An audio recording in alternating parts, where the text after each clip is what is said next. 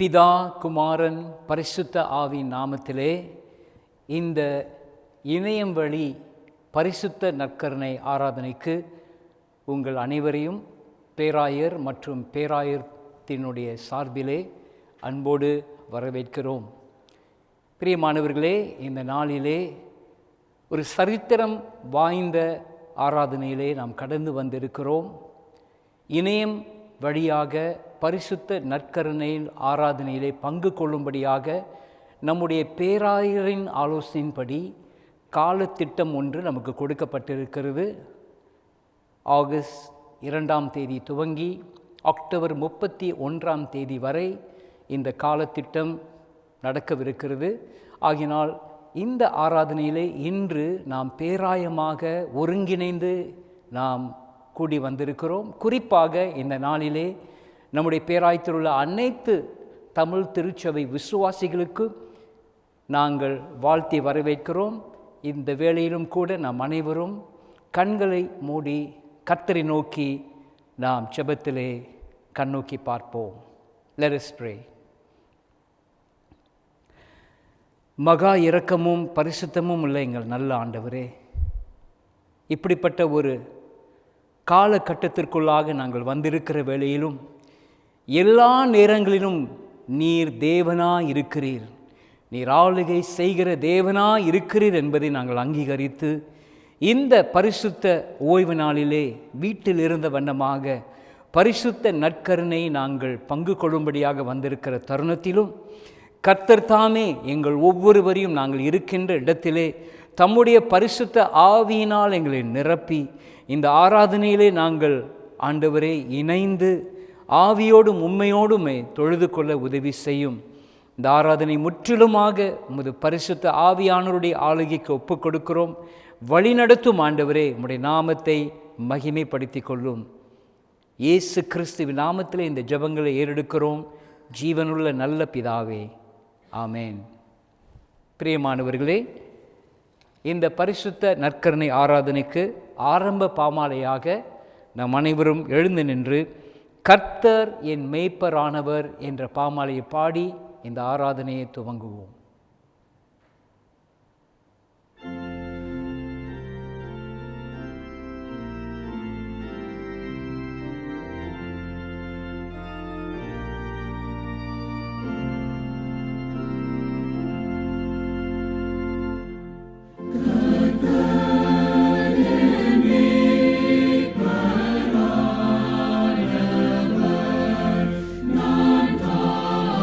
Jesus.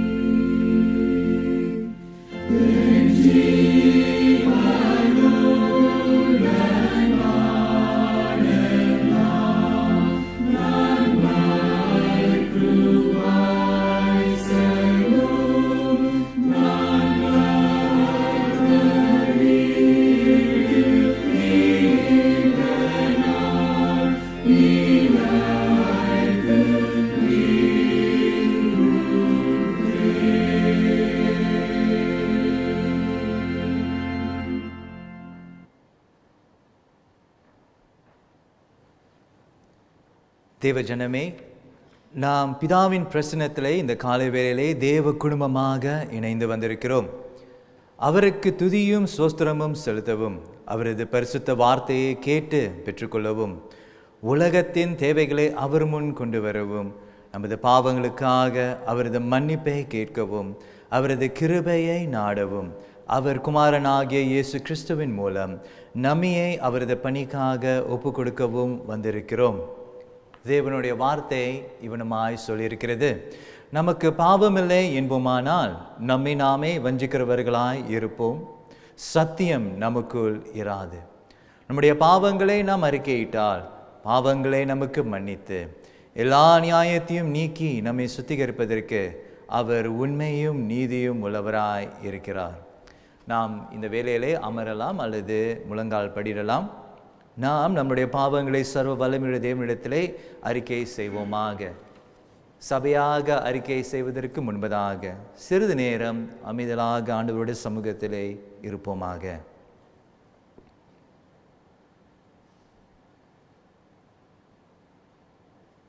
இந்த ஜெபத்தை சபையாக நாம் சேர்ந்து ஜெபம் செய்வோமாக. சர்வ வல்லமையுள்ள தேவனே, எங்கள் பரமபிதாவே, உமக்கு விரோதமாகவும் எங்கள் அயலாருக்கு விரோதமாகவும் நினைவினாலும் வார்த்தையினாலும் செயலினாலும் தீமையானவைகளை செய்ததினாலும் அறியாமையினாலும் பலவீனத்தினாலும் செய்த எங்களுடைய எல்லா பாவங்களுக்காகவும் மெய்யாய் மனஸ்தாபப்பட்டு மனம் திரும்புகிறோம். எங்களுக்காக மரித்த உம்முடைய குமாரன் இயேசு கிறிஸ்துவின் மூலம் எங்களுடைய கடந்த கால பாவத்தை மன்னித்து உம்முடைய நாமம் மகிமைக்காக நாங்கள் புது வாழ்வுடன் உம்மை சேவிக்க கிருபை செய்தருளும். ஆமென். பிரியமானவர்களே, கர்த்தருடைய இரக்கமுள்ள மன்னிப்பை பெற்றுக்கொள்வோம். தம்மிடத்தில் உண்மையாய் மனம் திரும்புகிற யாவரையும் மன்னிக்கிற சர்வ வல்லமையுள்ள தேவன் நம்முடைய கர்த்தராகிய இயேசு கிறிஸ்துவின் மூலம் நமக்கு இறங்கி நம் பாவங்கள் எல்லாவற்றையும் மன்னித்து அவைகளினின்று நம்மை விடுதலையாக்கி சகல நன்மைகளிலும் நம்மை உறுதிப்படுத்தி நிலைநிறுத்தி நித்திய ஜீவக்கரையில் சேர்ப்பாராக. ஆமென். கர்த்தாவே, எங்கள் உதடுகளை திறந்தருளும், அப்பொழுது எங்கள் வாய் உம்முடைய புகழை அறிவிக்கும். கர்த்தரை நாம் ஆராதிப்போம், கர்த்தருடைய நாமத்திற்கு எல்லா துதியும் உண்டாவதாக. நாம் சேர்ந்து சொல்வோம், பிதாவுக்கும் குமாரனுக்கும் பரிசுத்த ஆவிக்கும் மகிமை உண்டாவதாக, ஆதியிலும் இப்பொழுதும் எப்பொழுதுமான சதா காலங்களிலும் மகிமை உண்டாவதாக. ஆமென்.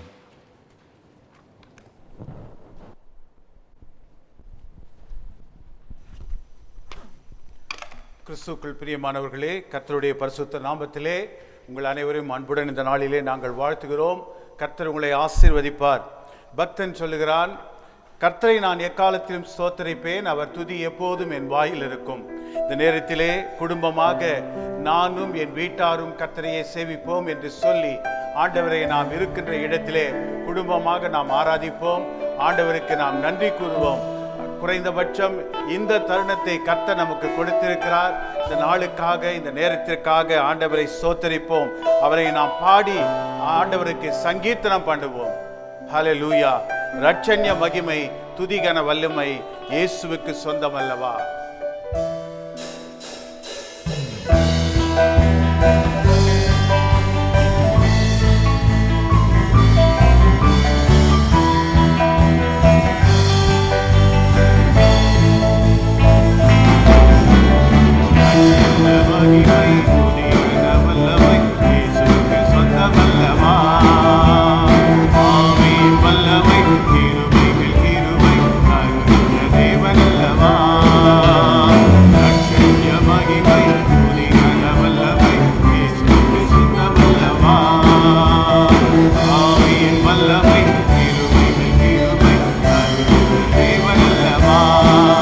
நான் பாடி ஸ்தோத்தரிப்பேன், சங்கீத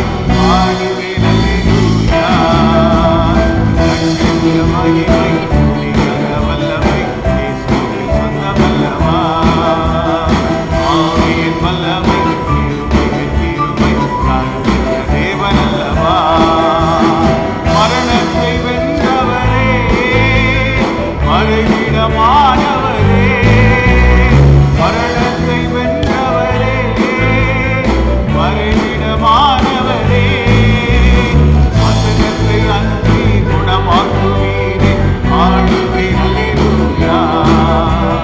வசனத்தை அனுப்பி குணமாக்குவீரே, ஆளுகை அல்லேலூயா. அச்சரிய மகிமை துதிகர வல்லமை இயேசுவுக்கு சொந்தமல்லவா. ஆவியின் வல்லமை கிருபை அற்புத தேவனல்லவா. அச்சரிய மகிமை துதிகர வல்லமை இயேசுவுக்கு சொந்தமல்லவா. ஆவியின் வல்லமை கிருபை அற்புத தேவனல்லவா. காலங்கள் மாறலாம், சூழ்நிலைகள் மாறலாம், கொள்ளை நோய்கள் வரலாம். ஆனால் எப்படிப்பட்ட சூழ்நிலையும் கண்மணி போல பாதுகாக்கிற தேவன் நீர் மாத்திரம் ஆண்டவரே. வசனத்தை அனுப்பி குணம் தருகிற தேவன் நீர் மாத்திரம் ஆண்டவரே. உண்மையே நாங்கள் பாடி ஆராதிக்கிறோம். நீர் மட்டும் ஆண்டவரே ஆராதனைக்குரியவர் கர்த்தாவே.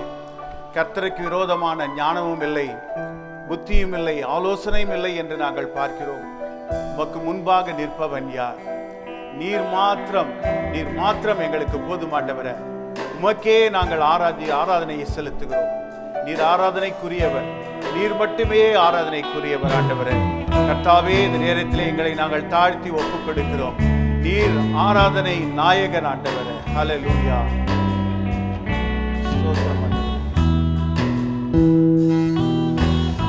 ஆராதனை நாயகன் நீரே, ஆராதனை வேந்தனும் நீரே. ஆராதனை நாயகன் நீரே, ஆராதனை வேந்தனும் நீரே. ஆயுள் முடியும் வரை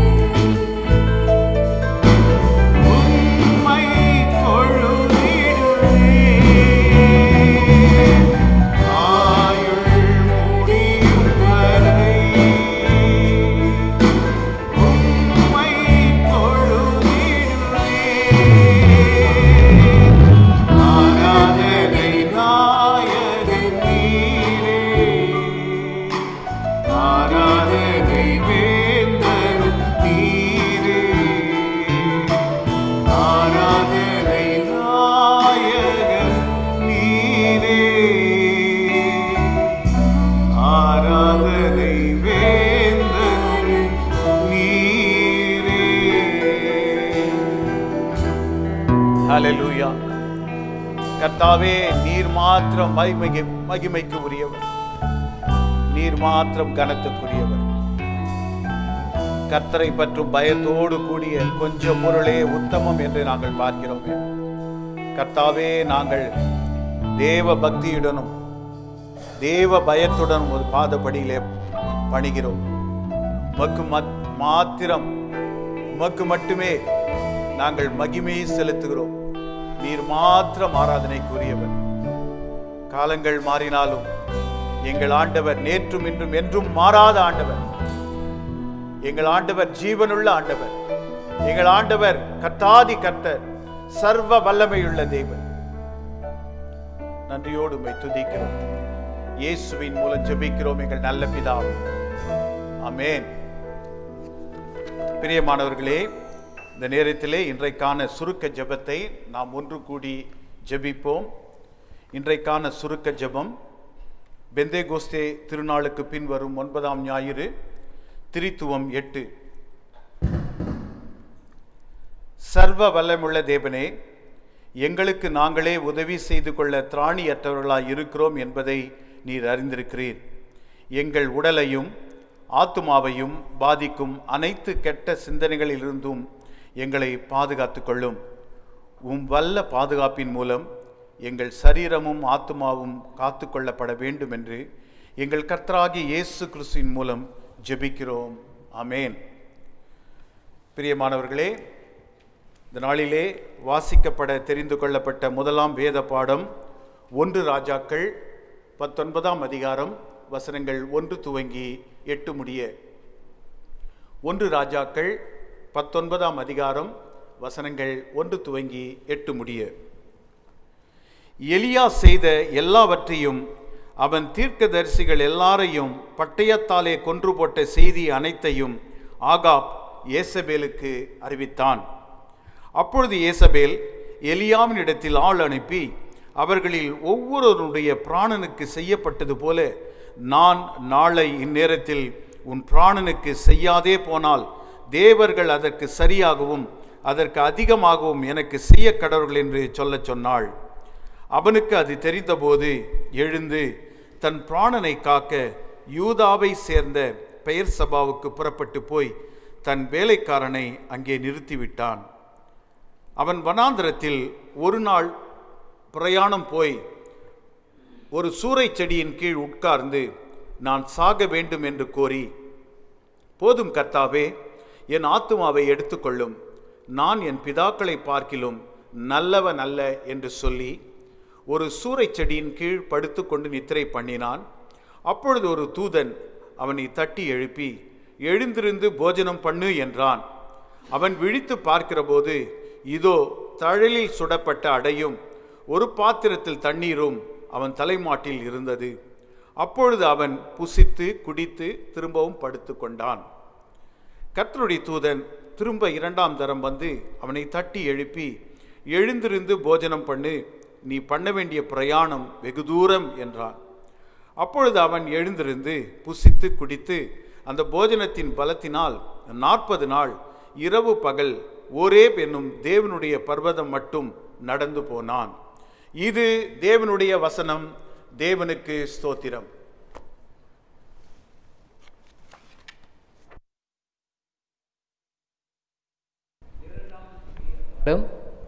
பரிசுத்த லூக்கா எழுதின சுவிசேஷம் 22ஆம் அதிகாரம் 14ஆம் வசனம் துவங்கி 22ஆம் வசனம் வரை. லூக்கா 22ஆம் அதிகாரம் 14ஆம் வசனம் துவங்கி 22ஆம் வசனம் வரை. வேலை வந்தபோது அவரும் அவருடனே கூட 12 அப்போஸ்தலரும் பந்தியிருந்தார்கள். அப்பொழுது அவர் அவர்களை நோக்கி, நான் பாடுபடுகிறதுக்கு முன்னே உங்களுடனே கூட இந்த பஸ்காவை புசிக்க மிகவும் ஆசையாயிருந்தேன். தேவனுடைய ராஜ்யத்திலே இது நிறைவேறும் அளவும் நான் இனி இதை புசிப்பதில்லை என்று உங்களுக்கு சொல்லுகிறேன் என்று சொல்லி அவர் பாத்திரத்தை எடுத்து ஸ்தோத்திரம் பண்ணி, நீங்கள் இதை வாங்கி உங்களுக்குள்ளே பங்கிட்டு கொள்ளுங்கள். தேவனுடைய ராஜ்யம் வருமளவும் நான் திராட்சை பழ ரசத்தை பானம் பண்ணுவதில்லை என்று உங்களுக்கு சொல்லுகிறேன் என்றார். பின்பு அவர் அப்பத்தை எடுத்து ஸ்தோத்திரம் பண்ணி அதை பிட்டு அவர்களுக்கு கொடுத்து, இது உங்களுக்காக கொடுக்கப்படுகிற என்னுடைய சரீரமாக இருக்கிறது, என்னை நினைவு கூறும்படி இதை செய்யுங்கள் என்றார். போஜனம் பண்ணின பின்பு அவர் அந்தப்படியே பாத்திரத்தையும் கொடுத்து, இந்த பாத்திரம் உங்களுக்காக சிந்தப்படுகிற என்னுடைய இரத்தத்தினாலாகிய புதிய உடன்படிக்கையாய் இருக்கிறது என்றார். பின்பு, இதோ என்னை காட்டி கொடுக்கிறவனுடைய கை என்னுடனே கூட பந்தியில் இருக்கிறது. தீர்மானிக்கப்பட்டபடியே மனுஷகுமாரன் போகிறார், ஆனாலும் அவரை காட்டி கொடுக்கிற மனுஷனுக்கு ஐயோ என்றார். இது தேவனுடைய வசனம். தேவனுக்கே ஸ்தோத்திரம் உண்டாவதாக. பிரியமானவர்களே, நாம் ஆண்டவருடைய செய்தியை நம்முடைய பேராயர் கொடுக்கும்படியான தருணத்திற்குள் வந்திருக்கிறோம். கவனமாக கர்த்தருடைய வார்த்தையை நாம் கேட்போம். Let us pray. ஜெபம் செய்வோம். Heavenly Father, we thank you for your good and saving purposes for the world. எங்கள் கர்த்தராகிய தேவனே, நீர் நல்லவராய் எங்களை ரட்சிக்கின்ற தேவனாய் உடைய நோக்கங்கள் இருப்பதற்காக நன்றி செலுத்துகிறோம். We praise you that you are the shepherd of your redeemed people through all the ages. காலமாக உம்முடைய ஜனங்களுக்கு ஆண்டவரே நீரே மீட்பின் மேய்ப்பராய் இருப்பதற்காக ஸ்தோத்திரிக்கிறோம். You are our faithful God. நீர் எங்கள் உண்மையுள்ள தேவன். Speak your word to us today ஆண்டவரே, உம்முடைய வார்த்தையின் மூலமாக எங்களோடு பேசும். and enable us to receive your provision for such a time as this. ஆண்டவரே, நீர் கொடுக்கக்கூடிய இந்த வாய்ப்பை நாங்கள் பெற்றுக்கொள்ள இப்படிப்பட்ட ஒரு காலகட்டத்திலே எங்களுக்கு நீர் உதவி செய்யும். In Jesus' name. இயேசுவின் நாமத்திலே. Amen. Amen. The world as we know it has changed very quickly. நாம் பார்க்கிற வண்ணமாக நாம் வாழக்கூடிய உலகம் மாறி உள்ளது. The daily commuting from home to office, அனுதினமும் நாம் வீட்டிலிருந்து அலுவலகத்திற்கு செல்லக்கூடிய பயணங்கள், the ease with which we could gather as we like, நாம் விருப்பப்படி எங்கு வேண்டுமானாலும் கூடக்கூடிய காலங்கள், நேரங்கள், the freedom to travel, whether for business or recreation or to be with loved ones, நாம் பொழுதுபோக்காகவோ அல்லது வேலை நிமித்தமாகவோ அல்லது பிரியமானவர்களை சந்திக்கும்படியாக வெளியூர் பிரயாணம் மேற்கொள்வதிலும் கூட all these patterns have gone இந்த வழக்கமான முறைகள் மாறியுள்ளன. and we don't know for how long. இது எவ்வளவு காலம் இப்படி இருக்க போகிறது என்று நாம் அறியோம். At the start of COVID-19, COVID-19 ஆரம்பித்த நாட்கள் most of us thought we could handle it. நம்மில் அநேகர் நினைத்தோம் இதை நாம் சந்தித்து சமாளித்து விடலாம் என்று. And the problem would soon be over. இந்த பிரச்சனை சீக்கிரத்திலே முடிவுக்குள் வரும் என்று. Today, 6 months later, இன்று 6 மாதங்களுக்கு பிறகு we know it's going to be a long haul. இந்த காலமானது நீடிக்கப்பட போகிறது என்பதை அறிகிறோம். It's going to be a tough journey to contain the virus. நாம் இந்த நோயை கட்டுப்படுத்துவது மிகவும் கஷ்டமான ஒரு காலகட்டத்திற்குள் இருக்கிறோம் என்று அறிகிறோம். And to overcome all the economic and social implications of the pandemic. இந்த நோய் நிமித்தமாக நம்முடைய சமூக ரீதியிலும் நம்முடைய பொருளாதார ரீதியிலும் சவால்களை மேற்கொள்வதற்கு காலம் எடுக்கும் என்பதையும் நாம் அறிந்திருக்கிறோம். But it is not all negative. ஆனால் எல்லாமே ஒரு எதிர்மறையாக நாம் எண்ணிவிட வேண்டாம். God is at work in the midst of the adversity. இந்த பிரச்சனைகள் நடுவிலே கர்த்தர் இன்னும் கிரியை செய்கிறவராய் இருக்கிறார். To reset the world and the church. இந்த உலகத்தையும் சபையையும் மறுபடியும் அவர் மாற்றும்படியான ஒரு வேலையில் ஈடுபட்டிருக்கிறார். To reset it according to his divine design. ஆண்டவருடைய தெய்வீக திட்டத்தின்படி இதை மறுபடியும் சீர்படுத்தும்படியாக ஆண்டவர் செயல்பட்டு கொண்டிருக்கிறார். and to reveal his saving love in Christ Jesus. ஆண்டவராகிய கிறிஸ்துவின் குள் அவர் நம்மேல் வைத்திருக்கிற அன்பை வெளிப்படுத்துவதற்காக. The people of God, we need God's strength to overcome the crisis. ஆண்டவருடைய பிள்ளைகளாகிய நாம் இந்த கோவிட்-19 பிரச்சனையை மேற்கொள்வதற்கு பலன் நமக்கு தேவை. To shine the radiant light of Christ's love in the midst of the gloom. நாம் சந்திக்கக்கூடிய ஒரு கஷ்டமான காலத்திலே ஆண்டவருடைய நம்பிக்கையின் வெளிச்சத்தை நாம் பிரகாசிக்கும்படியாக அழைக்கப்படுகிறோம். And to arrive at a new normal as robust followers of Jesus. ஒரு புதிய ஒரு காலகட்டத்திற்குள்ளாக இயேசுவினுடைய ஒரு வைராக்கியமுள்ள சீஷர்களாக நாம் செயல்படக்கூடிய நேரமா இருக்கிறது. God provides his strength in many different ways.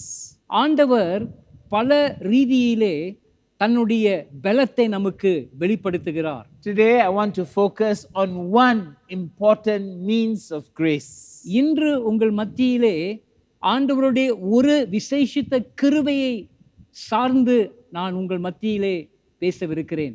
Namely, Holy Communion, a provision not to be neglected. குறிப்பாக பரிசுத்த நற்கருணை நாம் புறக்கணிக்க கூடாத வாய்ப்பு.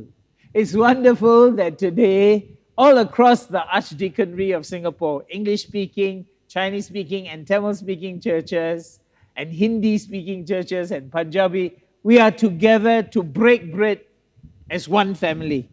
இன்று நம்முடைய சிங்கப்பூர் பேராயத்திலே ஆங்கில சபையா இருக்கட்டும், சீன மொழி சபையா இருக்கட்டும், தமிழ், பஞ்சாபி, மலையாளம் என்று வித்தியாசமான மொழியில் உள்ள சபைகள் ஜனங்கள் எல்லாரும் கூடி நாம் அப்பம் பிற்கும்படியாக வந்திருக்கிறோம். And I want to bring you 3 words out of Holy Scripture regarding Holy Communion. பரிசுத்த நற்கனியை குறித்து 3 வார்த்தைகள் ஆண்டவருடைய வசனத்திலிருந்து உங்கள் முன்பாக கொண்டு வர விரும்புகிறேன். The 3 words are, first, remember. இந்த 3 வார்த்தைகளில் முதலாம் வார்த்தை நினைவு கூறுதல், Second, renew. இரண்டாவது புதுப்பித்தல், And third, receive. மூன்றாவது பெற்றுக்கொள்ளுதல். It'll be wonderful if you can have your Bible opened at Luke chapter 22. உங்களுக்கு கையிலே வேதாகமம் இருக்கும் என்றால் தயவு செய்து என்னோடு கூட லூக்கா 22ஆம் அதிகாரத்தை எடுத்துக்கொள்ளும்படியாக அன்போடு கேட்டுக்கொள்கிறேன். We are looking at Luke chapter 22 verses 14 to 22. லூக்கா 22ஆம் அதிகாரம் 14ஆம் வசனம் துவங்கி 22ஆம் வசனங்களை நாம் பார்க்கிறோம். So first, remember. முதலாவதாக நினைவு கூறுதல். Remember the Lord. ஆண்டவரை நினைவு கூறுதல். Jesus said, do this, the breaking of bread, the sharing of the cup, do this in remembrance of me. ஆண்டவராகிய இயேசு அப்பம் பிற்கும் பொழுதும் அவர் திராட்சரசத்தை பகிர்ந்து கொள்ளும் பொழுதும் இதை என்னை நினைவு கூறும்படியாக செய்யுங்கள் என்று சொன்னார். In Holy Communion we remember Jesus. பரிசுத்த நற்கருணையிலே இயேசுவை நாம் நினைவு கூறுகிறோம். We recenter on Jesus. நாம் மறுபடியும் நம்மை கிறிஸ்துவுக்குள் மையப்படுத்தும்படியாக நாடுகிறோம். We need to remember நாம் இதை நினைவிற்கொள்ள வேண்டும். because as fallen human beings we so easily forget. காரணம் விழுந்து போன மனிதர்களாய் இருக்கிற நாம் அநேக வழியிலே மறந்து போகக்கூடிய தன்மையுடையவர்களாய் இருக்கிறோம். We so easily forget the one who laid down his life so we can live again. நமக்காக தன்னுடைய ஜீவனை அவர் இழக்கும்படியாக தன்னை பலியாய் கொடுத்ததற்கு காரணம் நாம் உயிரோடு இருக்கும்படியாக. ஆனால் அதை அநேக வேளையிலே மறந்து விடுகிறோம். God never forgets his children. ஆண்டவராகிய தேவன் தம்முடைய பிள்ளைகளை ஒருபோதும் மறப்பதில்லை. But we easily forget God, our creator and our savior. ஆனால் நம்மை உண்டாக்கினவரும் நம்முடைய இரட்சகருமாய் இருக்கிற தேவனை அநேக வேளையிலே நாம் மறந்து போகிறோம். Life throws so many things at us. வாழ்க்கையிலே அநேக காரியங்கள் நம்மை நோக்கி வருகின்றன. Our lives get crowded with anxieties and with pursuits.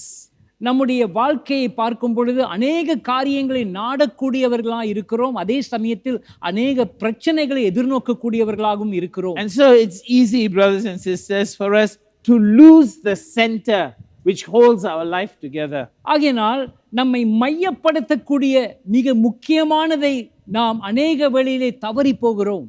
The center is Jesus, நம்மை மையப்படுத்தக்கூடியவர் கிறிஸ்து, the Son of God who lived, died, rose again, and is coming back in glory. தேவனுடைய குமாரன். அவர் மரித்து உயிரோடு எழுந்து திரும்பவும் வரப்போகிற ராஜாவாய் இருக்கிறார்.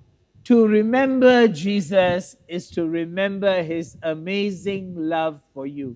ஆண்டவராகிய இயேசுவை நினைவு கூறுதல் என்றால் அவர் நம்மீது வைத்த அன்பை நினைவு கூறுதல்.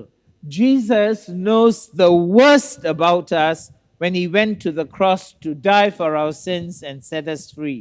ஆண்டவராகிய இயேசு சிலுவைக்கு போன பொழுது நாம் எவ்வளவு குற்றமுள்ளவர்கள், மோசமானவர்கள் என்பதை நன்கு அறிந்துதான் அவர் தன்னுடைய ஜீவனை கொடுக்கும்படியாக சென்றார். In today's passage in Luke chapter 22 and verse 21, இன்று வாசிக்கப்பட்ட வேத பகுதி லூக்கா 22ஆம் அதிகாரம் 21ஆம் வசனத்திலே Jesus says, "Behold, the hand of him who betrays me is with me on the table."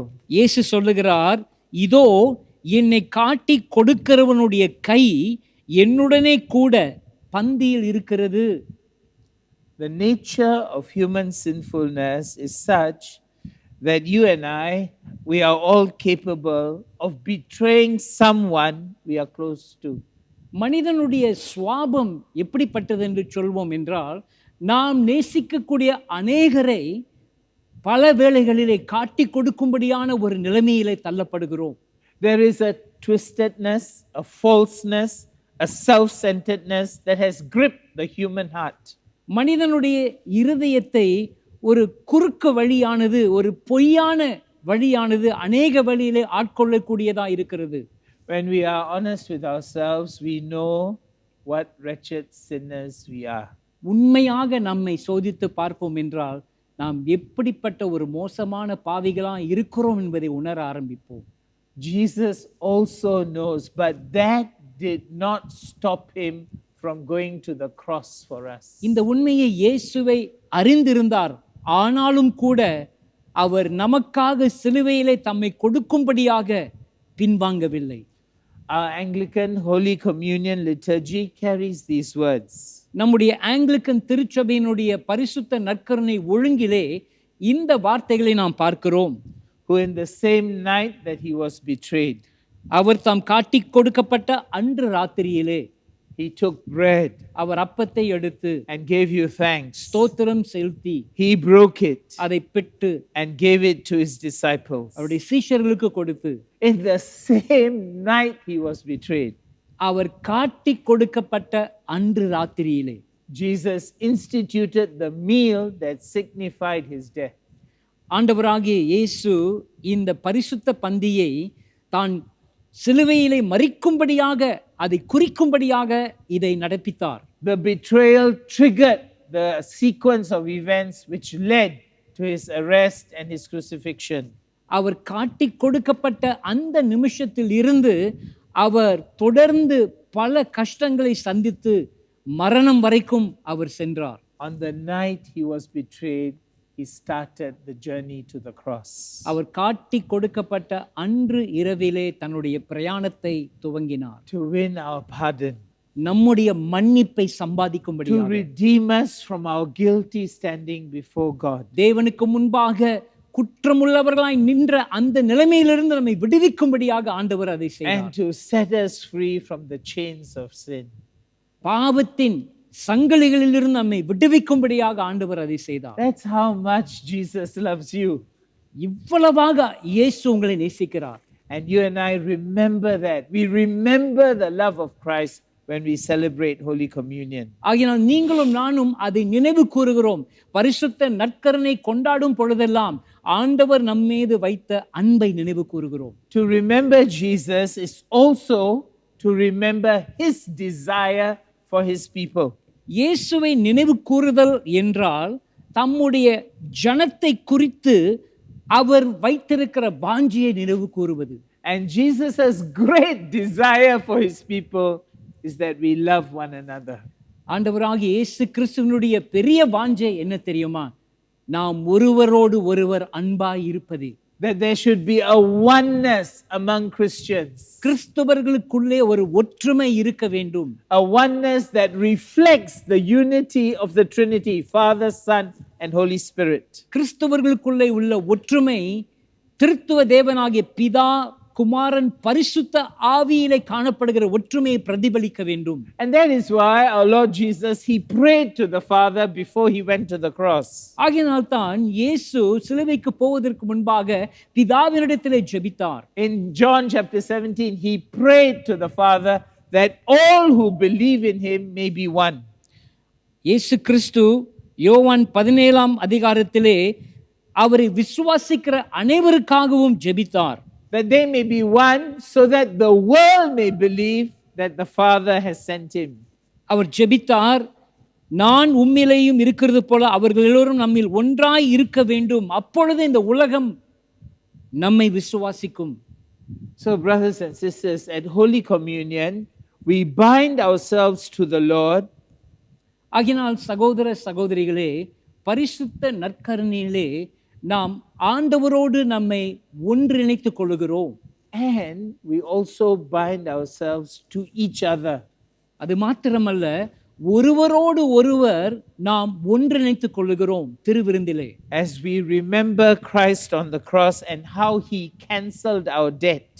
இயேசுவை நாம் நினைவு கூறும் பொழுது அவர் சிலுவையிலே நமக்காக பாவத்தை ஒரு முடிவு அடையும்படியாக செய்தார் என்பதை நினைவு கூறுகிறோம். He forgave us, so we choose to forgive one another. அவர் நம்மை மன்னித்ததினால் நாம் ஒருவரை ஒருவர் மன்னிக்கும்படியாக நாம் வாழ வேண்டும். In Holy Communion, we humble ourselves and we choose to forgive those who have wronged us. பரிசுத்த நற்கருணையிலே வரும் பொழுது நாம் நம்மையே தாழ்த்தி நமக்கு காயம் உண்டாக்கினவர்களை மன்னிக்கும்படியாக நாம் நாடுகிறோம். For love of Jesus, we forgive those who have done inexcusable things against us. ஆண்டவராகிய இயேசு கிறிஸ்துவின் மேல் உள்ள அன்பின் நிமித்தமாக நமக்கு விரோதமாய் பாவம் செய்தவர்களை மன்னிக்கும்படியாக நாம் நாடுகிறோம். The love of Christ and the power of the Holy Spirit இயேசு கிறிஸ்துவின் அன்பும் பரிசுத்த ஆவியானவருடைய வல்லமையும் enables us to pursue all that makes for peace and builds up our common life. நாம் சமாதானமாய் இருக்கவும் பொதுவான சமாதானத்தை நாடும்படியாக நம்மை பலப்படுத்துகிறது. And so the Bible teaches us that in Holy Communion we need to recognize the body of Christ. 1 Corinthians 11. ஆகையினால் 1 கொரிந்தியர் 11ஆம் அதிகாரத்திலே நாம் கிறிஸ்துவின் சரீரத்தை நிதானிக்க வேண்டும் என்று வாசிக்கிறோம். In Holy Communion, we recognize that we are the family of God. பரிசுத்த நற்கருணையிலே நாம் தேவனுடைய குடும்பமாய் இருக்கிறோம் என்பதை நாம் அங்கீகரிக்கிறோம். How we are ordered. எவனமாக ஆண்டவர் நம்மை கட்டளையிட்டிருக்கிறார். And how we are to love and honor one another.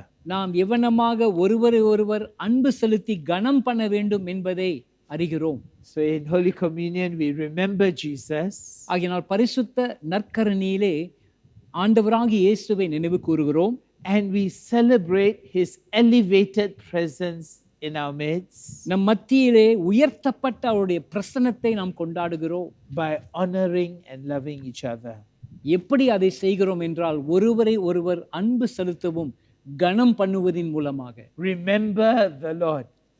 ஆண்டவராகிய இயேசுவை நினைவிற்கொள்ளுங்கள். Secondly, renew. இரண்டாவதாக நாம் புதுப்பிக்க வேண்டும். Renew the covenant. நாம் உடன்படிக்கையை புதுப்பிக்கும்படியாக அழைக்கப்படுகிறோம். When Jesus broke bread and shared the cup at the Last Supper, இயேசு அந்த கடைசி இரவிலே அப்பத்தை உடைத்து அவர் அந்த பந்தியை ஆசரித்த பொழுது, he was pointing to a new covenant that he was about to inaugurate at the cross.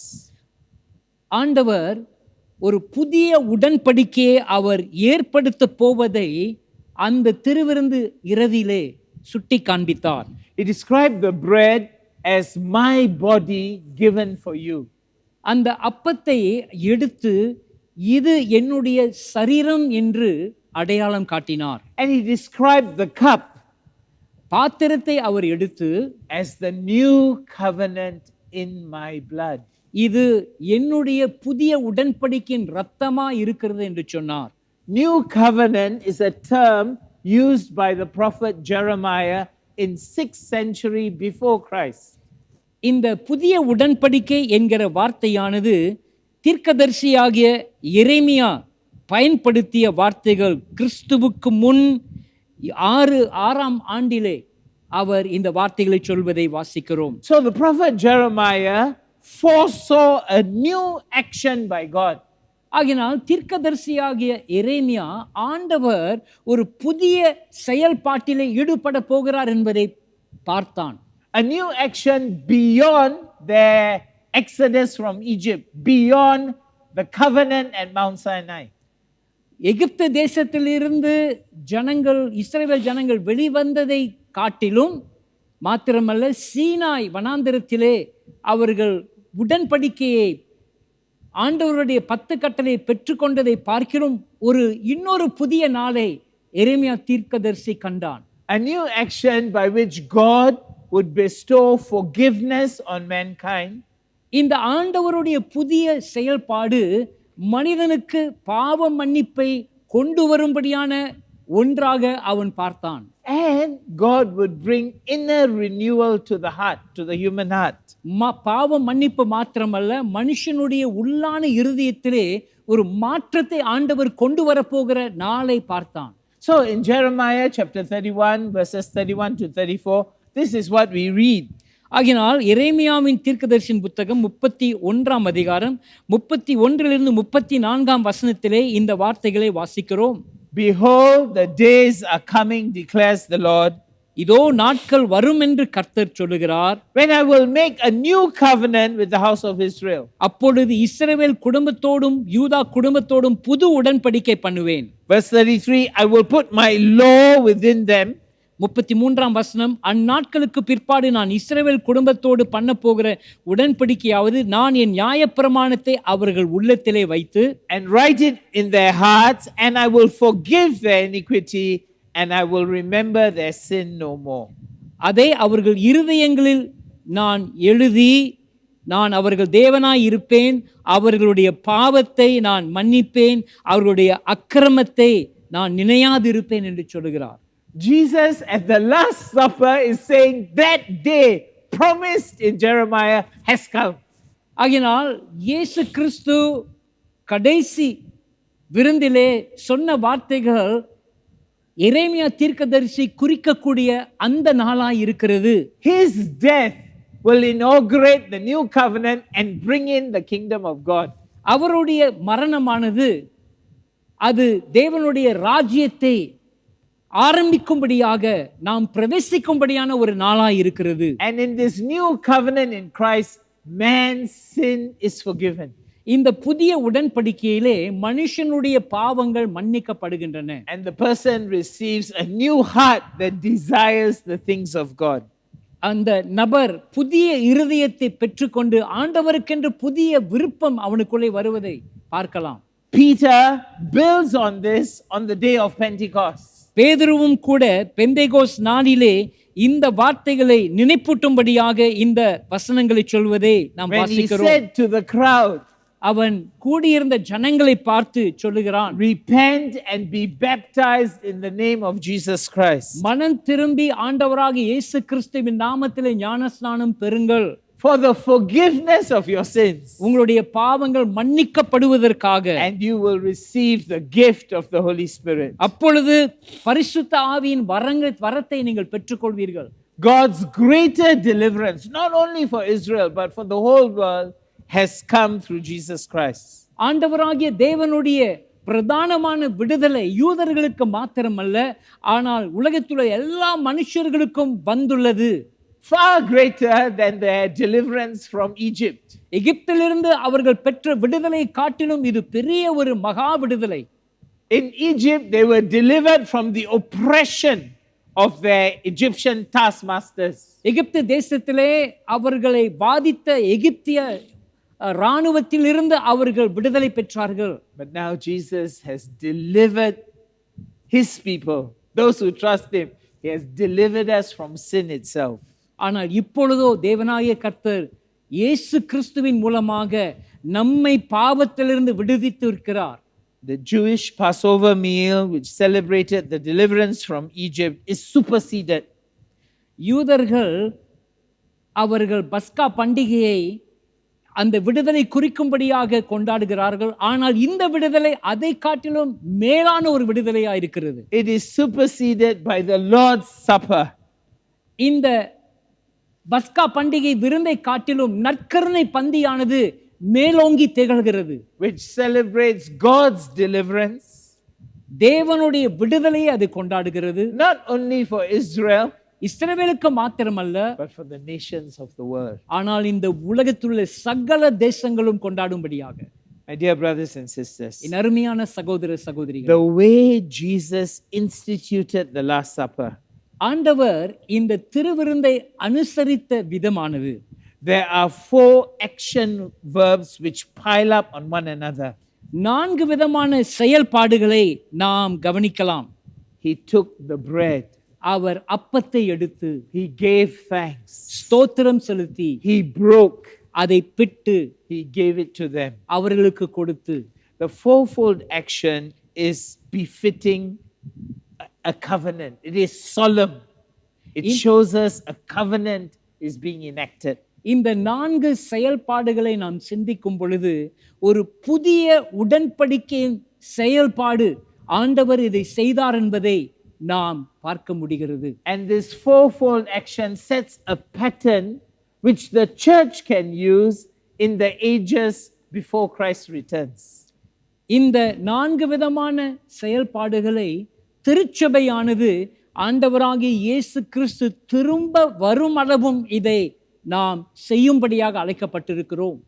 And so when we partake of Holy Communion, ஆகையினால் நாம் திருவிருந்திலே பங்கு கொள்ளும் பொழுது we are renewing this new covenant with the Lord.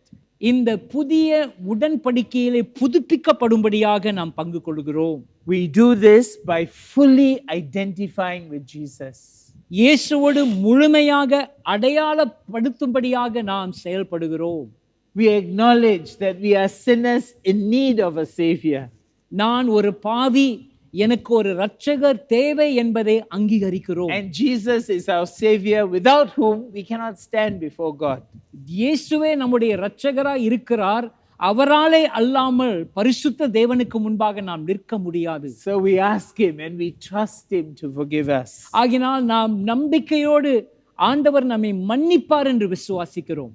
When I was a 14-year-old teenage person, my pastor, Canon Babu, taught me what to say at the communion rail. நான் ஒரு 14 வயது வாலிபனாய் இருந்த பொழுது என்னுடைய போதகர் கேனன் பாபு அவர்கள் அந்த பந்தியிலே வருவதற்கு முன்பாக என்ன வார்த்தைகள் சொல்ல வேண்டும் என்பதை கற்றுக் கொடுத்தார். And it has remained with me all through the years. என் வாழ்நாள் முழுவதும் அவர் கற்றுக் கொடுத்த வார்த்தை இன்றும் என்னிலே இருக்கிறது. The prayer I say before I receive the bread and the wine, அப்பத்தையும் திராட்சரசத்தையும் பெற்றுக்கொள்வதற்கு முன்பாக நான் ஏறெடுக்கிற ஜெபம், the prayer is this: Lord, be merciful to me, a sinner. அந்த ஜெபம் இப்படியாக நான் ஏறெடுப்பேன். ஆண்டவரே, பாவியான என் மீது இரக்கமாய் இருந்தருளும். We identify with Jesus. He is our savior. நாம் இயேசுவோடு நம்மை அடையாளப்படுத்திக் கொள்கிறோம். ஏனென்றால் அவரே நம் இரட்சகர். He is also our one and only Lord, அவரே நம்முடைய ஒரே தேவனும் ஆண்டவருமாய் இருக்கிறார். to whom we are to give total loyalty. நாம் அவருக்கு முழுமையாக அவரை உண்மையாய் பின்பற்றும்படியாக ஒப்பு கொடுக்க வேண்டும். So we renew the covenant. ஆகினால் நாம் இந்த புதிய உடன்படிக்கையிலே by புதுப்பிக்கப்படுகிறோம். fully identifying with Jesus இயேசுவோடு நம்மை அடையாளம் படுத்துவதன் மூலமாக and by committing to live in newness of life. புது வாழ்க்கையிலே ஒரு அர்ப்பணிப்போடு வாழும்படியாக நாம் ஒப்புக் கொடுக்கிறோம். To walk in newness of life is our covenant obligation. நாம் புது வாழ்க்கையிலே நடப்பது அது இந்த உடன்படிக்கையிலே நாம் செய்திருக்கிற ஒரு ஒரு அதை ஏற்றுக்கொள்கிறோம் என்று ஒத்துக்கொண்டிருக்கிறோம். When you receive Jesus Christ as Savior and Lord, ஆண்டவராகிய இயேசு கிறிஸ்துவை நீங்கள் இரட்சகரும் ஆண்டவருமாய் ஏற்றுக்கொண்ட பொழுது you commit to be His follower அவரை பின்பற்றும் ஒரு சீஷனாக நீங்கள் ஒப்புக் and to கொடுக்கிறீர்கள். walk in His ways. அவருடைய வழியிலே நடப்பேன் என்று உறுதிப்படுத்துகிறீர்கள். And when we fail, நாம் சில வேளைகளில் அது தவறி போகும் பொழுது we run to Him நாம் அவரிடத்திலே ஓடி வருகிறோம். for forgiveness, ஆண்டவருடைய மன்னிப்பை பெற்றுக்கொள்ள that He might restore us. அவர் நம்மை சீர்படுத்தும்படியாக. And Holy Communion is a wonderful way பரிசுத்த நற்கருணை ஒரு அருமையான வழி. to say to the Lord, Lord, I depend on your grace. ஆண்டவரிடத்தில் நாம் என்ன சொல்லுகிறோம்? ஆண்டவரே, உம்முடைய கிருபையே நான் சார்ந்து வருகிறேன். I have failed you, நான் உமக்கு தவறாக நடந்து கொண்டேன். but I want to please you. ஆனால் உமக்கு பிரியமாய் இருக்க I நாடுகிறேன். want to walk in newness of life. நான் இந்த புதிய ஜீவனில் நடக்க வாஞ்சிக்கிறேன். Restore me, Lord. ஆண்டவரே, என்னை சீர்படுத்த பண்ணும். And then when you receive the bread and the wine, பிறகு நீங்கள் அப்பத்தையும் திராட்சரசத்தையும் பெற்றுக்கொள்ளும் பொழுது you are restored. நீங்கள் The புதுப்பிக்கப்படுகிறீர்கள். covenant is renewed. அந்த புதிய உடன்படிக்கையானது புதுப்பிக்கப்படுகிறது. And you receive strength for newness of life. இந்த புதிய வாழ்வுக்கு என்று ஒரு புதிய பலத்தை நீங்கள் பெற்றுக்கொள்கிறீர்கள். That brings me to the third word. மூன்றாவது வார்த்தைக்கு இது என்னை கொண்டு வருகிறது. First word is remember. முதல் வார்த்தை நினைவு கூறுங்கள். Second word is renew. Renew the covenant. இரண்டாவது உடன்படிக்கையிலே புதுப்பிக்கப்படுவது. And the third word is receive divine strength. மூன்றாவது தெய்வீக பலத்தை பெற்றுக்கொள்ளுதல். When we remember the Lord நாம் ஆண்டவரை நினைவு கூறும் and பொழுது renew the covenant, புது உடன்படிக்கையிலே புதுப்பிக்கப்படும் பொழுது we will receive covenant blessings. நாம் இந்த உடன்படிக்கையின் ஆசீர்வாதத்தை பெற்றுக்கொள்வோம். The covenant blessings of God's protection. ஆண்டவருடைய பாதுகாப்பு, இந்த உடன்படிக்கையிலே இருக்கிற ஆண்டவருடைய பாதுகாப்பின் பிரசனத்தை பெற்றுக்கொள்கிறோம். God's provision for all our needs. நம்முடைய தேவைகளை எல்லாம் சந்திக்கும்படியாக ஆண்டவர் நம் தேவைகளை சந்திக்கிறவராய் இருக்கிறார். இந்த புதிய And God's உடன்படிக்கையிலே presence through all the changing scenes of life. இந்த உலகத்திலே காலங்கள் மாறினாலும் கூட கர்த்தருடைய பிரசனம் நம்மோடு இருக்கிறது என்பதை உறுதிப்படுத்துகிறது இந்த I உடன்படிக்கை. want to highlight one covenant blessing in particular. குறிப்பாக இந்த நாளிலே உடன்படிக்கையின் ஆசீர்வாதங்களை குறிப்பிட்ட ஒரு ஆசீர்வாதத்தை உங்களுக்கு முன்பாக வைக்க விரும்புகிறேன். The covenant blessing of divine strength. தெய்வீக பலன். We need divine strength for this onward journey. நாம் தொடர்ந்து பிரயாணிக்கக்கூடிய காலங்களிலே இந்த தெய்வீக பலன் நமக்கு தேவை. Life can be tough.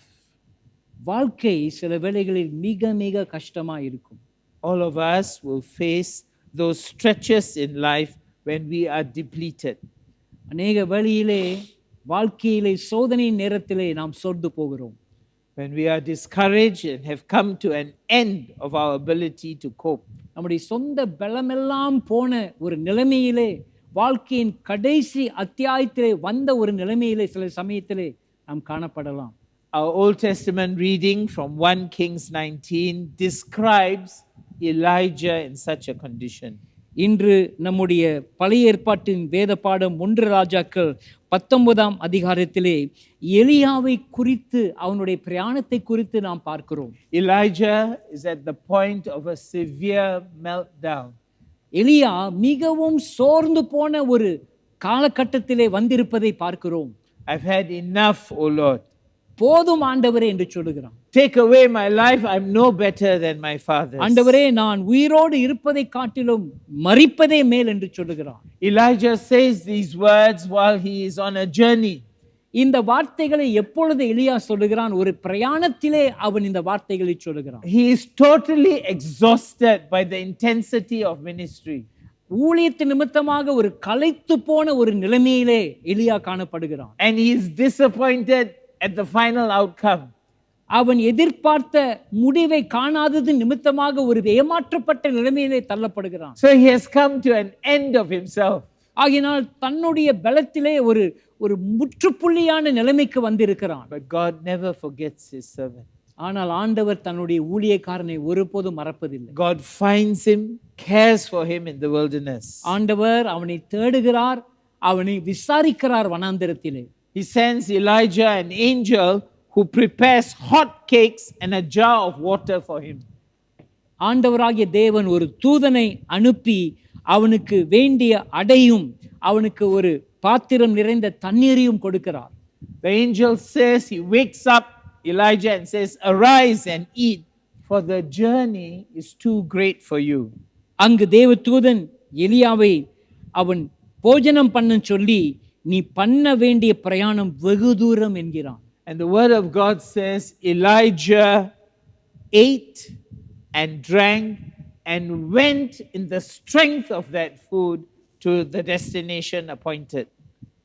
அங்கு ஆண்டவருடைய வசனம் சொல்லுது, அப்பொழுது எலியா எழுந்திருந்து புசித்து குடித்து அந்த போஜனத்தின் பலத்தினால் 40 நாள் இரவு பகல் ஓரேப் என்னும் தேவனுடைய பர்வதம் மட்டும் நடந்து போனான். And at that destination, Elijah is restored and reappointed. அந்த பிரயாணத்தின் முடிவிலே ஆண்டவர் அவனை சீர்பருந்த பண்ணுகிறார், அவனை மறுபடியும் பலனடைய செய்கிறார். Sustained by that food. அவன் உண்ண அந்த உணவின் நிமித்தமாக பலன் He பெறுகிறான். completed the journey. அவனுடைய பிரயாணத்தை அவன் முடிக்கிறான். My dear brothers and sisters, என் அருமையான சகோதர சகோதரிகள், I believe that when Holy Communion is received with faith and thanksgiving, பரிசுத்த நற்கருணையை நாம் விசுவாசத்தோடும் நன்றி அறிதலோடும் பெற்றுக்கொள்ளும் பொழுது the bread and the wine or the juice can be the means by which God imparts spiritual strength. நாம் பெற்றுக்கொள்ளக்கூடிய அப்பம் திராட்சரசம் தேவனுடைய ஒரு கிருபையாக நமக்கு கொடுக்கப்பட்டிருக்கிறது. அதன் வாயிலாக தேவனுடைய பலத்தை நாம் பெற்றுக்கொள்ளலாம். Through Holy Communion, through this means of grace, God provides spiritual food for the soul. ஆண்டவராகிய தேவன் தன்னுடைய கிருபை நிமித்தமாக நம்முடைய ஆத்மாவுக்கு வேண்டிய பரிசுத்த ஆகாரத்தை நமக்கு கொடுக்கிறார். So when Jesus says in Luke 22, "This is my body," ஆகினால் லூக்கா 22ஆம் அதிகாரம் ஆண்டவர் இது என்னுடைய சரீரம் என்று சொன்ன பொழுது, and this is my blood of the new covenant.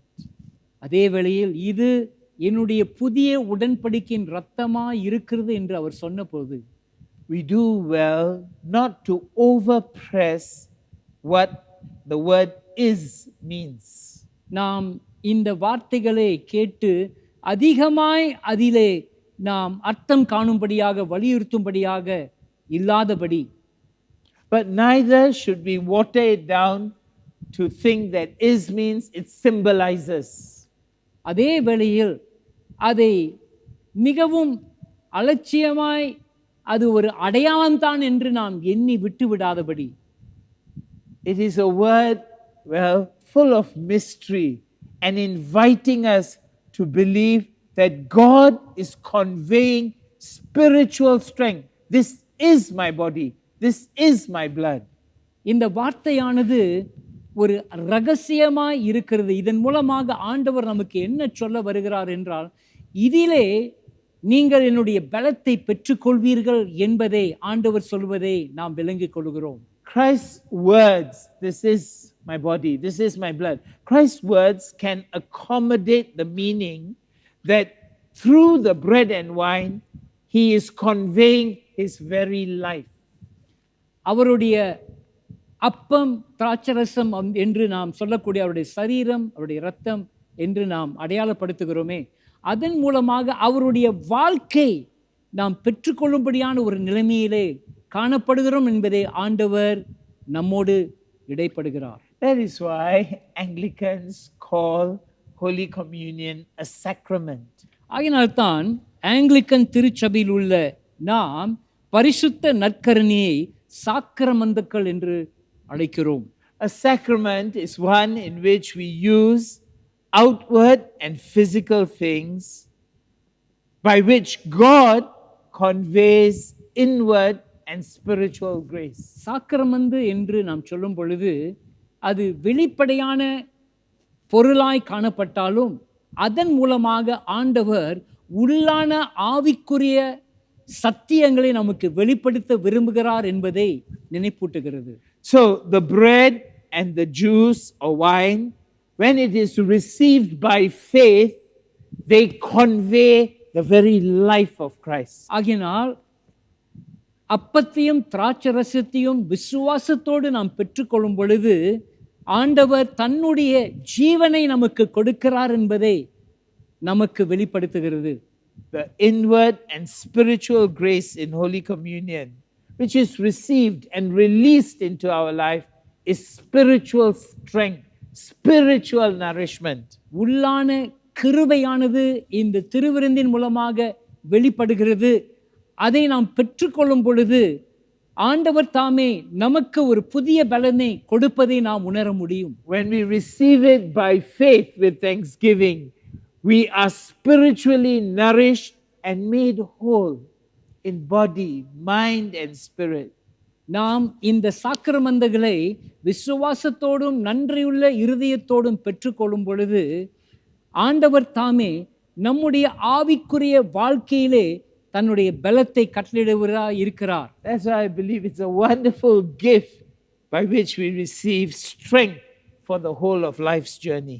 ஆகையினால்தான் நம்முடைய வாழ்க்கை என்கிற பிரயாணத்திலே இது ஒரு அருமையான ஒரு ஆசீர்வாதமாக நமக்கு கொடுக்கப்பட்டிருக்கிறது. We need strength for all the challenges of life. வாழ்க்கையிலே நாம் சந்திக்கக்கூடிய எல்லா சவால்களுக்கும் நமக்கு பலன் தேவை.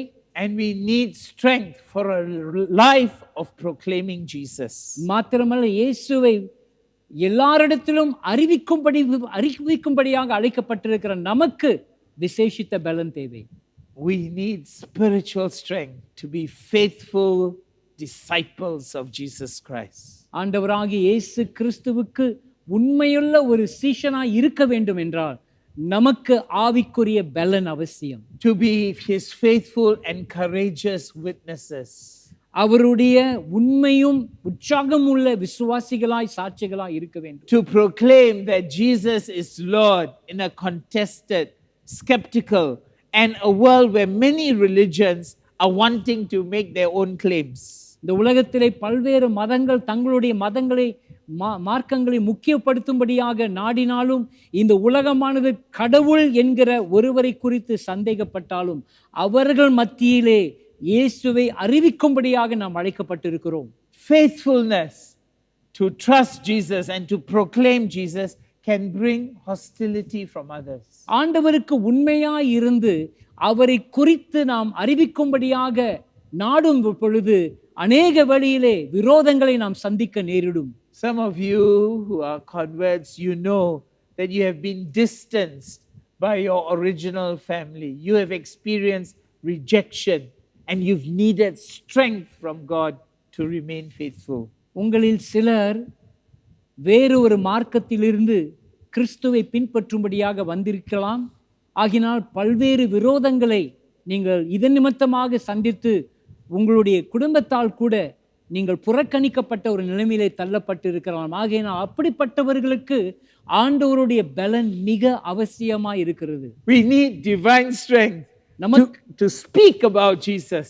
நாம் இயேசுவை குறித்து பேசுவதற்கு தெய்வீக பலன் அவசியம். And we need divine strength to live a life that matches our message. நாம் சொல்லக்கூடிய செய்தியை அது நம்முடைய வாழ்க்கை உறுதியாய் உண்மையாய் இருப்பதற்கு இந்த பலன் அவசியமாய் இருக்கிறது. Divine strength that takes us beyond our own needs to care for others. நம்முடைய சொந்த தேவைகளை காட்டிலும் மற்றவர்களுடைய தேவைகளை நாம் நாடுவதற்கு இந்த தெய்வீக பலன் அவசியம். So we come to Holy Communion with a grateful heart. ஆகினால் பரிசுத்த நற்கனைக்கு வரும் பொழுது நாம் ஒரு நன்றியுள்ள இருதயத்தோடு வருகிறோம். And we also come with a heart that is hungry to be fruitful for the Lord. அதே சமயத்தில் ஆண்டவருக்கு கனி கொடுக்கக்கூடிய பிள்ளைகளாய் இருப்பதற்கு நாம் அவரிடத்தில் தாகத்தோடு வருகிறோம். And to bear fruit for the Lord, we must abide in Him. We must remain in Him. ஆண்டவருக்கு கனி கொடுக்க வேண்டும் என்றால் அவருக்குள் நாம் நிலைத்திருக்க வேண்டும். And Holy Communion is a wonderful way to be in communion with the Lord and to receive divine strength for fruitfulness. பரிசுத்த நற்கருணையானது அவரிலே நிலைத்திருப்பதற்கு ஒரு கிருபையா இருக்கிறது. So, my dear brothers and sisters, on this very auspicious day when we celebrate together, we eat the Lord's Supper together through online communion. ஆகினால் என் அருமையான சகோதர சகோதரிகளே, இந்த நாளிலே இணையத்தின் வாயிலாக ஒரு குடும்பமாக பரிசுத்த நற்கருணையிலே நாம் பங்கு கொள்ளும்படியாக வந்திருக்கிற வேளையிலே, remember that Holy Communion is given by the Lord so that we may do three things. இந்த பரிசுத்த நற்கருணையானது ஆண்டவரால் நமக்கு கொடுக்கப்பட்டதினால் 3 காரியங்கள் நாம் செய்யும்படியாக அழைக்கப்படுகிறோம். It is given that we may remember the Lord. முதலாவதாக அவரை நினைவு கூறும்படியாக இந்த நற்கருணை நமக்கு It is given கொடுக்கப்பட்டது. that we may renew the covenant with Him. இரண்டாவதாக நற்கருணை கொடுக்கப்பட்டது நோக்கம் அவரோடு கொண்டிருக்கிற புதிய உடன்படிக்கையின் உறவிலே புதுப்பிக்கும்படியாக. And it is given that we may receive divine strength. மூன்றாவதாக இந்த பரிசுத்த நற்கருணை நமக்கு கொடுக்கப்பட்டது நோக்கம் இதன் மூலமாக நாம் தெய்வீக பலத்தை பெற்றுக்கொள்வதற்கு. There are several means of grace by which the Lord strengthens His people. ஆண்டவர் வித்தியாசமான கிருபையினால் தன்னுடைய ஜனங்களை பலப்படுத்துகிறவராய் இருக்கிறார். The Word of God, ஆண்டவருடைய வார்த்தை, prayer, ஜெபம், fellowship, அந்யோன்யம், and worship, both personal and together with others. தனிப்பட்ட ஆராதனை, சபையாக கூடி வந்து ஆராதிக்கும் வேளையிலே Holy Communion is an important means of grace. பரிசுத்த நற்கருணையானது தேவனுடைய ஒரு ஈவாக, ஒரு கிருபையாக நமக்கு இருக்கிறது. We are strengthened by Christ's life when we receive the elements with faith and thanksgiving. இந்த சாக்கிரமந்துகளை விசுவாசத்தோடும் நன்றியுள்ள இருதயத்தோடும் நாம் பெற்றுக்கொள்ளும் பொழுது கிறிஸ்துவனுடைய ஜீவனை நாம் பெற்றுக்கொள்கிறோம். I want to emphasize this, brothers and sisters. What is important is receiving the bread and the juice with faith and thanksgiving. நான் இந்த காரியத்தை உங்களுக்கு வலியுறுத்த விரும்புகிறேன். நாம் இந்த அப்பத்தையும் திராட்சரசத்தையும் பெற்றுக்கொள்ளும் பொழுது அதை விசுவாசத்தோடும் நன்றியுள்ள இருதயத்தோடும் பெற்றுக்கொள்ள வேண்டும். There is nothing magical about the bread and the juice or wine. இந்த அப்பத்திலோ அல்லது திராட்சரசத்திலோ எந்த விதமான மந்திர சக்தி எதுவும் இல்லை. We must not have superstitions about the bread and the wine. இந்த அப்பத்தை குறித்தோ திராட்சரசத்தை குறித்தோ ஒரு மூட நம்பிக்கை நமக்கு இருக்கக்கூடாது. When we come to Holy Communion, we are not manipulating God.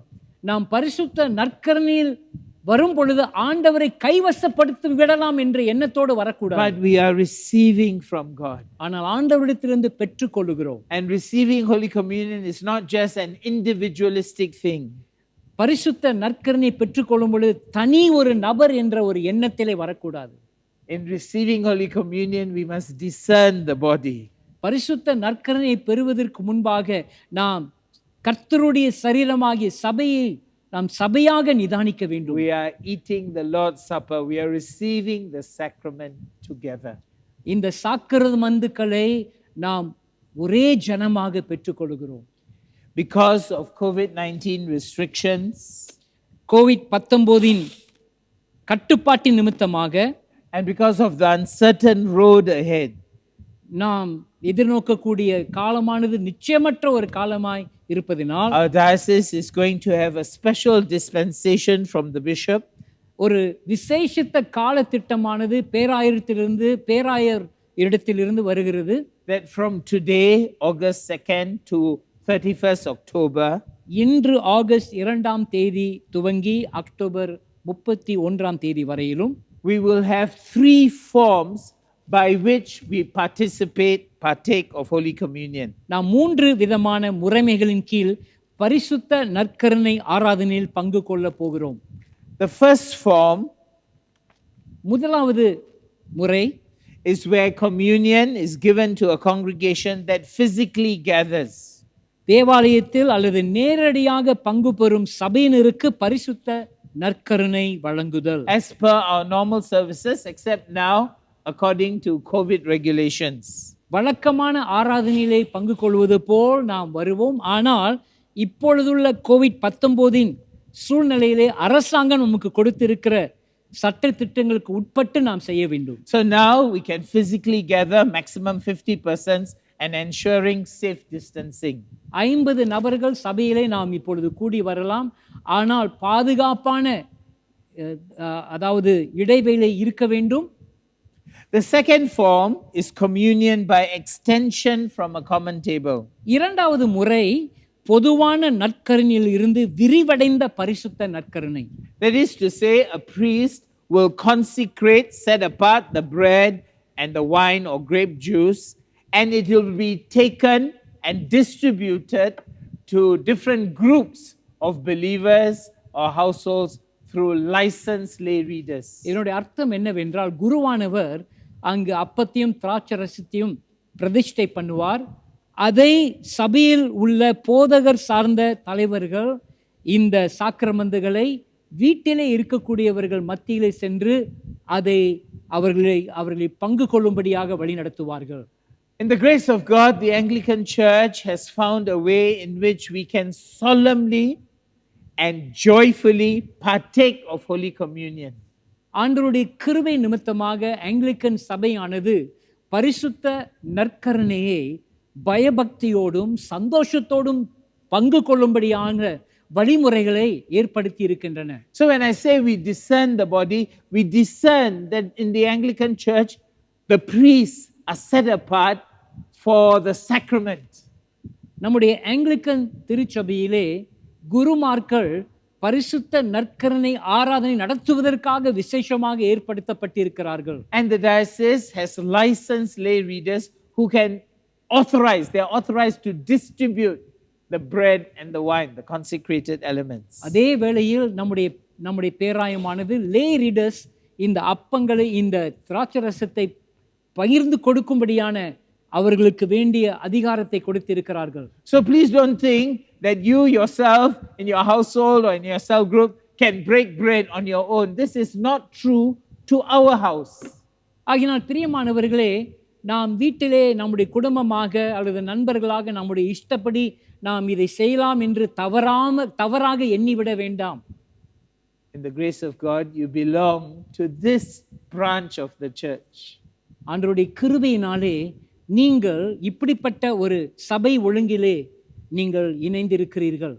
So we discern the body, we honor and love those who are part of the church. ஆகினால் கர்த்தருடைய சரீரத்தை நாம் நிதானிக்கிறோம். அப்படி என்றால் நாம் ஒருவரை ஒருவர் அன்பு செலுத்தி இந்த விருந்திலே பங்கு கொள்கிறோம். And now, because of the extreme conditions of COVID-19, there is a third form by which we can participate in Holy Communion. ஆனாலும் இப்பொழுது நாம் சந்திக்கக்கூடிய இந்த COVID-19 காலத்திலே ஒரு கட்டுப்பாடு நிறைந்த சூழ்நிலையிலே நற்கருணையை பங்கு கொள்ளும்படியான மூன்றாம் ஒரு வழிமுறை உண்டு. This is an online communion service. இது இணையம் வழியிலான பரிசுத்த நற்கருணை, in which congregation members are electronically present at that point in time. ஒரே சமயத்தில் அல்லது ஒரே நேரத்தில் இணையத்தின் வாயிலாக எல்லாரும் இணைக்கப்பட்ட ஒரு நிலைமையிலே நாம் கூடுகிறோம். And they simultaneously participate in the common breaking of bread service led by a priest. இதன் மூலம் ஒரே நேரத்தில் போதகர் அப்பத்தை பிற்கும் பொழுது இணையம் வழியாக பங்கு பெற்று இருக்கும் சபையாரும் அப்பம் பிற்குதலில் பங்கு கொள்ளுகிறார்கள். This is what we are doing at this service on August 2nd. இதைத்தான் இன்று ஆகஸ்ட் 2ஆம் தேதி இந்த ஆராதனையிலே நாம் செய்கிறோம். I've had the privilege of discussing these forms of communion with my clergy, with diocesan lay leaders, and on different platforms of discussion. நான் எங்களுடைய சக குருமார்களோடு இந்த மூன்றாம் முறையை குறித்து அநேக வேளையில் நாங்கள் சிந்தித்து பேசியிருக்கிறோம்.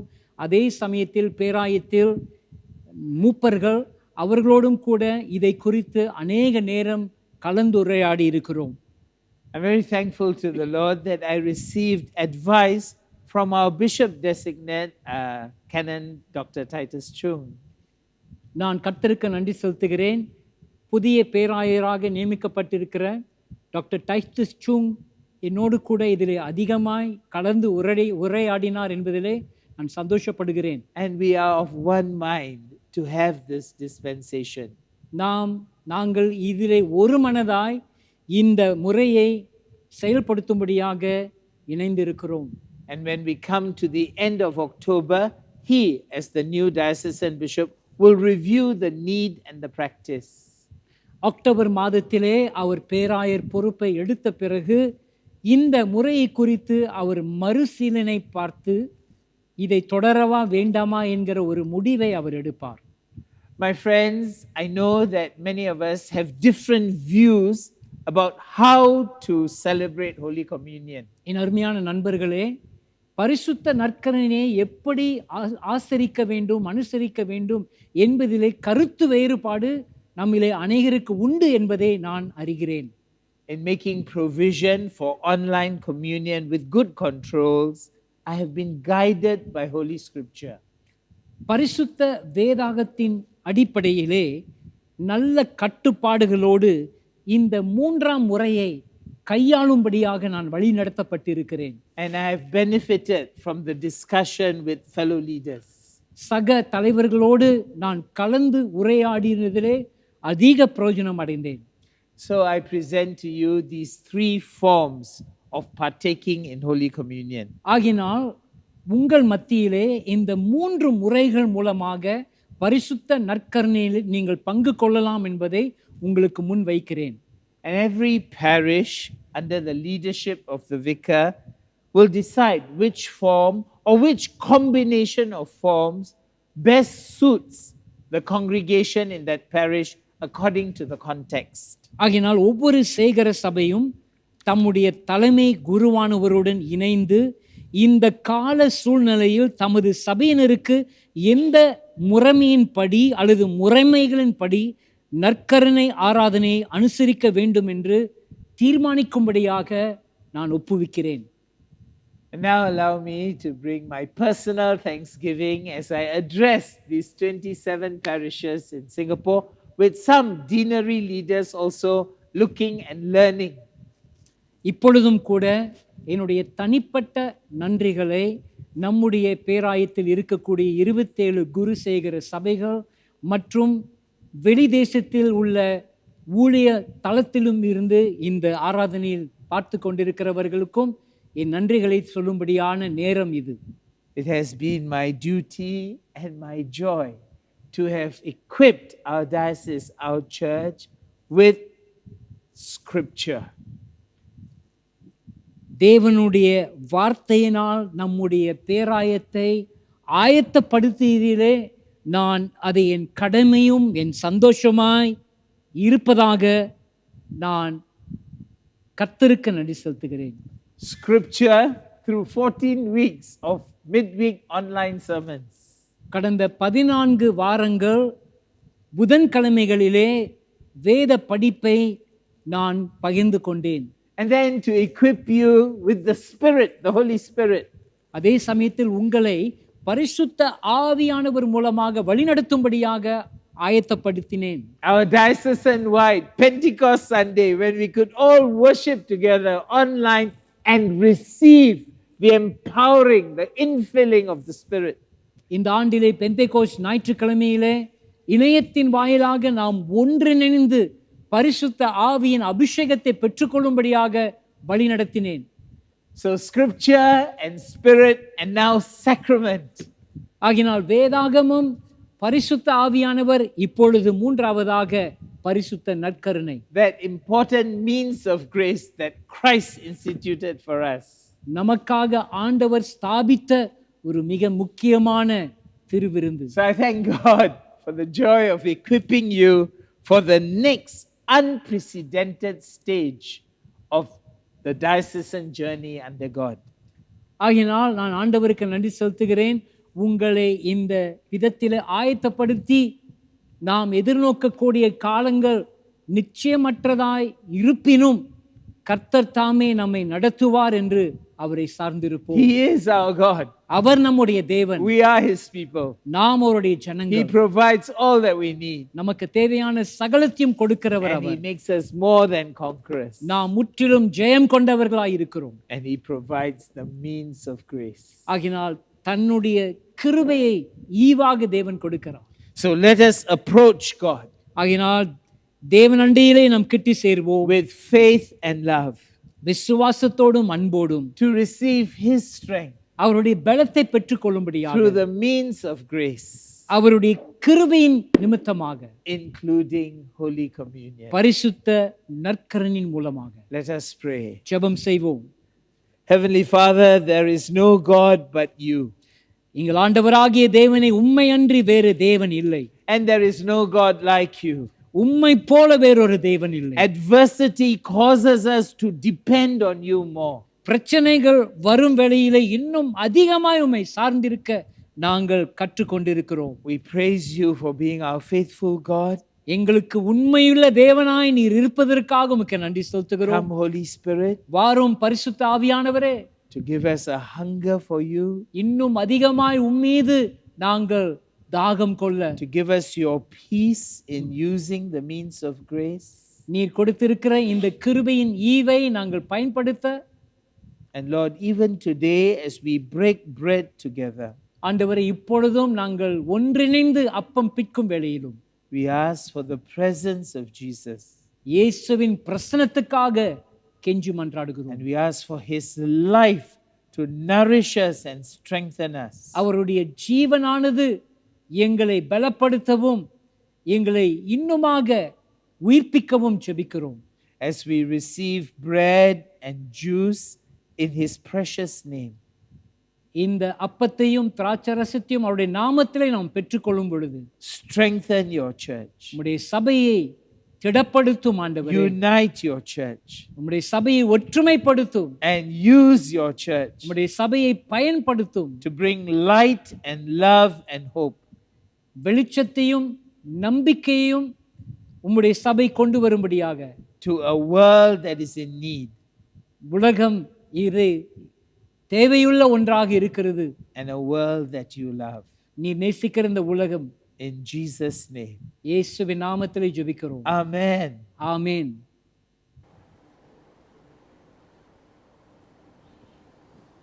என் அன்பு சகோதர சகோதரிகளே, இந்த வேளையிலே அப்போஸ்தலரின் விசுவாச பிரமாணத்தை நாம் அறிக்கை செய்வோமாக. நாம் இணைந்து அறிக்கை செய்வோம். வானத்தையும் பூமியும் படைத்த சர்வ வல்லமையுள்ள பிதாவாகிய தேவனை விசுவாசிக்கிறேன். அவருடைய ஒரே பேரான குமாரனாகிய நம்முடைய நாதர் இயேசு கிறிஸ்துவையும் விசுவாசிக்கிறேன். அவர் பரிசுத்த ஆவியினாலே கன்னிமரியாரிடத்தில் உற்பவித்து மனிதனாக பிறந்தார். பொத்தியு பிலாத்துவின் காலத்தில் பாடுபட்டு அறையுண்டு மரித்து அடக்கம் பண்ணப்பட்டார். பாதாளத்தில் இறங்கினார். 3ஆம் நாள் மரித்தோலிருந்து எழுந்தருளினார். பரமண்டலத்துக்கு ஏறி சர்வ வல்லமையுள்ள பிதாவாகிய தேவனுடைய வலது பாரிசத்திலே வீற்றிருக்கிறார். உயிருள்ளோரையும் மரித்தோரையும் நியாய தீர்க்க அவ்விடத்திலிருந்து மகிமையோடு திரும்ப வருவார். பரிசுத்த ஆவியையும் விசுவாசிக்கிறேன். பொதுவாயிருக்கிற பரிசுத்த சபையும் பரிசுத்தவான்களுடைய ஐக்கியமும் பாவம் மன்னிப்பும் சரீர உயிர்த்தெழுதலும் நித்திய ஜீவனும் உண்டென்று விசுவாசிக்கிறேன். ஆமேன். இந்த வேளையிலே நாம் தொடர்ந்து உலகத்துக்காக, சபைக்காக, நமக்காக இந்த வேளையில் நாம் ஜெபம் செய்ய போகிறோம். நான் உங்களை ஜெபத்திலே நடத்தும் பொழுது நீர் எங்களோடு இந்த ஜெபத்தில் இணைந்து இருக்கும்படியாக நான் கேட்டுக்கொள்கிறேன். ஜெபம் செய்வோமாக. மனிதனை படைத்தவரும் பாதுகாக்கிறவருமாகிய கர்த்தாவே, ஒவ்வொரு இனத்தாருக்காகவும் ஒவ்வொரு தேவைகளை உள்ளோருக்காகவும் ஜெபிக்கிறோம். உம் வழிகளை பூமியிலும் உம் இரட்சணிய வல்லமையை தேசங்களும் அனைத்திலும் விளங்க பண்ணும்படியாக ஜெபிக்கிறோம் ஆண்டவரே. குறிப்பாக நோய் பரவுதல் மூலமாக பாதிக்கப்பட்ட தேசங்களுக்காக ஜெபிக்கிறோம் ஆண்டவரே. நீர் இவர்களை பலப்படுத்துவீராக. இந்த பாதிப்பை சந்திக்கும்படியான பலன்களை நீ கொடுக்கும்படியாக ஜெபிக்கிறோம் ஆண்டவரே. உம்மால் அன்றி எங்களுக்கு விடுதலை இல்லை என்று அறிந்து உம்மை நோக்கி கூப்பிடுகிறோம் ஆண்டவரே. கர்த்தாவே, உம்முடைய இரக்கத்தை முன்னிட்டு எங்கள் ஜெபத்தை கேட்டருளும். உலகம் முழுவதும் உள்ள சபைக்காக ஜெபிக்கிறோம் ஆண்டவரே. தம்மை கிறிஸ்தவர் என்று கருதும் யாவரும் சத்திய பாதையில் நடத்தவும், விசுவாசத்தை கடைபிடிக்கவும், ஆவின் ஒற்றுமையிலை சமாதான ஐக்கியத்திலும் நீதியின் வாழ்க்கையிலும் நடக்கவும் உம் பரிசுத்த ஆவியால் எங்களை வழிநடத்தி ஆளுகை செய்ய வேண்டும் என்று ஜெபிக்கிறோம். விசேஷமாக நோய் பரவுதல் மூலமாக பாதிக்கப்பட்ட சபைகளுக்காக ஜெபிக்கிறோம் ராஜா. இந்த புதிதான விதத்தில் கூடி வந்து உம்மை ஆராதிக்கக்கூடிய விதத்தில் நீ வழிநடத்தி கொண்டு வருவதற்காக உமக்கு நன்றி செலுத்துகிறோம். உம்மை குறித்து ஆண்டவரை பலருக்கு சொல்லக்கூடிய விதத்திலே, புதிதான விதத்திலே நீ எங்களை வழிநடத்தி கொண்டு வருவதற்காக உமக்கு நன்றி செலுத்துகிறோம். இதன் வாயிலாக உம்முடைய சபை வளரும்படியாக ஜெபிக்கிறோம். புதிதான விதத்திலே வளரும்படியாக ஜெபிக்கிறோம். உம்மை குறித்து பேசக்கூடிய விதத்திலும் ஆண்டவரை புதிதான விதத்திலே வளரும்படியாக சொல்லும்படியாக நீர் எங்களை வழிநடத்தும்படியாக ஜெபிக்கிறோம். கர்த்தாவே, உம் இரக்கத்தை முன்னிட்டு எங்கள் ஜெபத்தை கேட்டருளும். மனதுக்கம் உடையோர், உடல் வேதனை அனுபவிப்போர் அனைவரையும் தகப்பனாகிய உம் நன்மையின் கரத்திலே ஒப்பு கொடுக்கிறோம் ஆண்டவரே. அவர்களுக்கு ஆறுதல் தந்து அவர்களை தேவைகளை அனைத்தையும் சந்தியும். அவர்கள் பாடுபடும் அவர்களுக்கு பொறுமையை தாரும். அவர்கள் பிரச்சனையிலிருந்து நன்மை வெளிவர வேண்டுமென்று ஜெபிக்கிறோம் ஆண்டவரே. விசேஷமாக நம்மில் நோய் பரவுதல் மூலமாக பாதிக்கப்பட்டவருக்காக ஜெபிக்கிறேன் ஆண்டவரே. வேலை இழப்பு, வேலை பாதிப்பு, தனிமையாக வாழ்வோர், மனநோயினால் பாதிக்கப்பட்டோருக்காக ஜெபிக்கிறோம் ஆண்டவரே. உம்முடைய வாயிலிருந்து புறப்படுகின்ற ஒவ்வொரு வார்த்தையும் வெறுமையாய் திரும்பி வராது என்று உம்முடைய வார்த்தை சொல்லியிருக்கிறது. இதோ இந்த வேளையில உம்முடைய வார்த்தையை அனுப்பி நீ குணப்படுத்தும்படியாக ஜெபிக்கிறோம். முடியாதவைகளை ஆண்டவரை நீ மாற்றும்படியாக ஜெபிக்கிறோம். மூடி இந்த கதவுகள் திறக்கப்படும்படியாக ஜெபிக்கிறோம் ஆண்டவரை. மூடியிருக்கின்ற அந்த வாழ்க்கையானது திறக்கப்படும் ஜெபிக்கிறோம் ஆண்டவரே. உம்மால முடியாத காரியம் ஒன்றுமில்லை என்று நம்பி அந்த நம்பிக்கைகளை இந்த ஜெபங்களை ஏறெடுக்கிறோம். இரக்கமுள்ள கர்த்தாவே, சேர்ந்து சொல்வோமாக, உம் குமாரனும் எங்க இரட்சகரும் ஆகிய இயேசு கிறிஸ்துவின் மூலம் இந்த ஜெபங்களை ஏற்றுக்கொள்ளும். ஆமென்.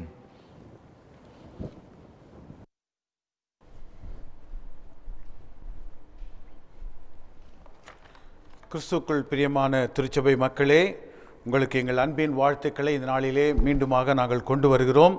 குறிப்பாக இந்த நாளிலே இந்த ஆராதனையிலே கலந்து கொண்டிருக்கிற உங்களை நாங்கள் வாழ்த்துகிறோம், உங்களுக்கு நன்றி கூறுகிறோம்.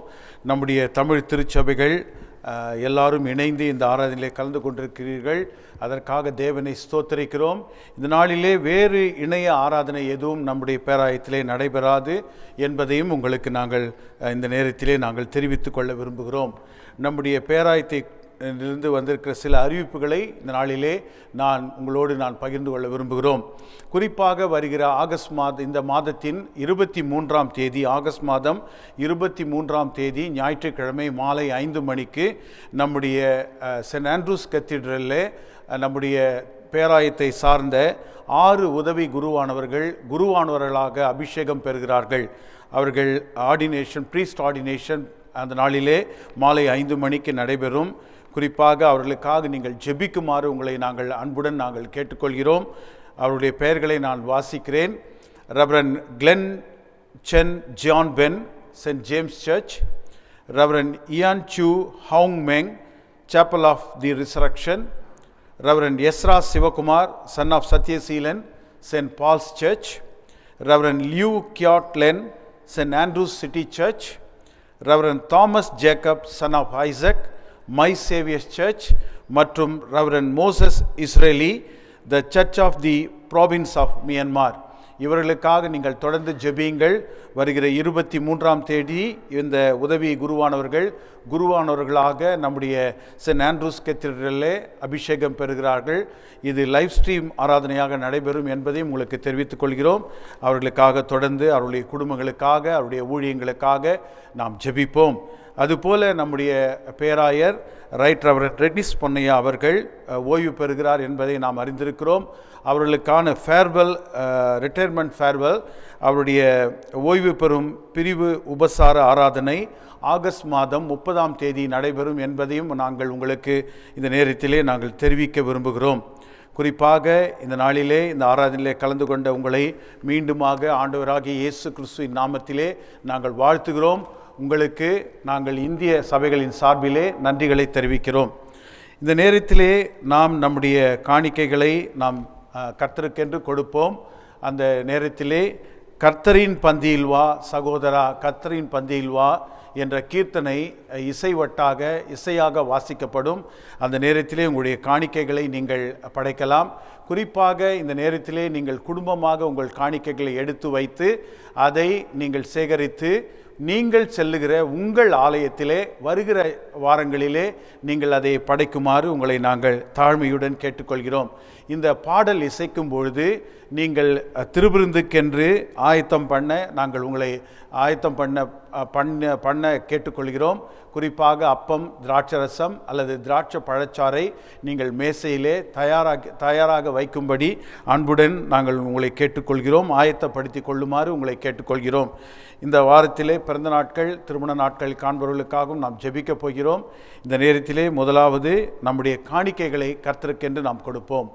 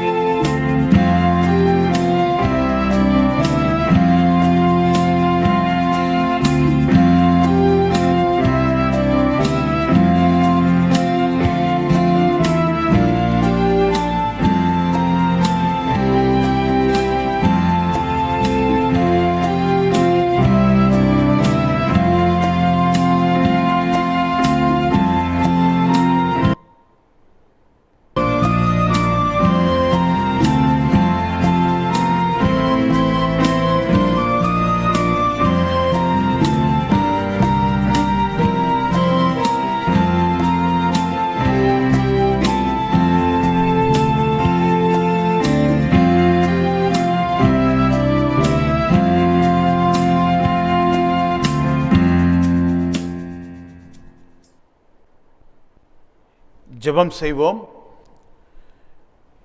எங்கள் இரட்சண்ய கண்மலையாகிய எங்கள் கர்த்தாவே, இந்த நாளிலே இணையத்தின் வழியாக இந்த நற்கரனிலே பங்கு பெறச் செய்த ஒரு மகா தயவுக்காக நாங்கள் நன்றியோடு உம்மை ஸ்தோத்திரிக்கிறோம். கர்த்தாவே, இந்த நாளிலே உதவி குருவானவர்கள் ஆண்டவரே குருவானவர்களாக அபிஷேகம் பெறுகிறார்கள். அவர்களுக்காக நாங்கள் நன்றியோடு உம்மை ஸ்தோத்திரிக்கிறோம். Reverend Glen Chen John Wen அவர்களுக்காக, reverend Ian Siew Houng Meng அவர்களுக்காக, ரெவரண்ட் எஸ்ரா சிவகுமார் அவர்களுக்காக, ரெவரண்ட் லியூ கியாட் லென் அவர்களுக்காக, ரெவரண்ட் தாமஸ் ஜேக்கப் ஐசக் அவர்களுக்காக, ரெவரண்ட் மோசஸ் இஸ்ரேலி அவர்களுக்காக நாங்கள் ஜெபிக்கிறோம். ஆண்டவரே, அவர்கள் குருவானவர்களாக அபிஷேகம் பண்ணப்பட்டு இன்னுமாக உம்முடைய ஊழியத்திலே வல்லமையாய் பயன்படுத்தப்பட கிருபை பாராட்டும். அவர்களையும் அவருடைய ஊழியங்களையும் அவருடைய குடும்பங்களையும் நீர் ஆசீர்வதியும். அதுபோல் அப்பா, எங்களுடைய பேராயருடைய ஊழியங்களுக்காக நாங்கள் நன்றி கூறுகிறோம். ரைட் ரெவரண்ட் ரெனிஸ் பொன்னையா அவர்கள் மூலமாக இந்த பேராயம் பெற்றுக்கொண்ட நன்மைகளுக்காக நாங்கள் ஸ்தோத்தரிக்கிறோம். அதுபோல தேவரீ, இந்த நாளில் ஆண்டவரே எங்களுடைய இந்த இணையத்தின் மூலமாக இந்த ஆராதனையிலே இந்த வழிபாட்டிலே கலந்து கொண்டிருக்கிற திருச்சபை மக்கள் ஆண்டவரே தங்களுடைய பிறந்த நாட்களை காண்பவர்களுக்காக தங்களுடைய திருமண நாளை காண்பவர்களுக்காக ஜெபிக்கிறோம். கர்த்தாவே, ஒரு புதிய வருஷத்தை வாழ்க்கையிலே நீர் தந்திருக்கிறீர். தயவாய் இரக்கமாய் கிருபையாய் கொடுத்தீர் ஆண்டவரே, அதற்காக ஸ்தோத்திரம். பிறந்த நாட்களை காண்கிற பிள்ளைகளுக்காக நன்றி கூறுகிறோம். அப்பா, இத்தனை ஆண்டு காலம் உடைய பரிசுத்த கர்மங்களை தாங்கி வழிநடத்தி நீர் வழிநடத்தி ஆண்டவரே ஏந்தி சுமந்து தப்புவித்ததற்காக நன்றி செலுத்துகிறோம். அவளுக்கு தந்த சுகத்திற்காக பலத்திற்காக நன்றி. புதிய வருடத்தை ஆசீர்வதியும். திருமண நாளை காண்கின்ற தம்பதிகளுக்காக ஜெபிக்கிறோம். அவர்களையும் அவருடைய குடும்பங்களையும் நீர் ஆசீர்வதியும் கர்த்தாவே. அதுபோல் அப்பா, இந்த நாளிலே எங்களுடைய காணிக்கைகளுக்காக நாங்கள் நன்றி கூறுகிறோம். கர்த்தர் உம்முடைய கரத்திலிருந்து வாங்கி உமக்கு நாங்கள் கொடுக்கிறோம் ஆண்டவரே. அப்பா, அந்த காணிக்கைகளை நீர் அங்கீகரியும் ஆசீர்வதியும். இயேசுவின் மூலம் ஜெபிக்கிறோம் எங்கள் நல்ல பிதாவே, ஆமென்.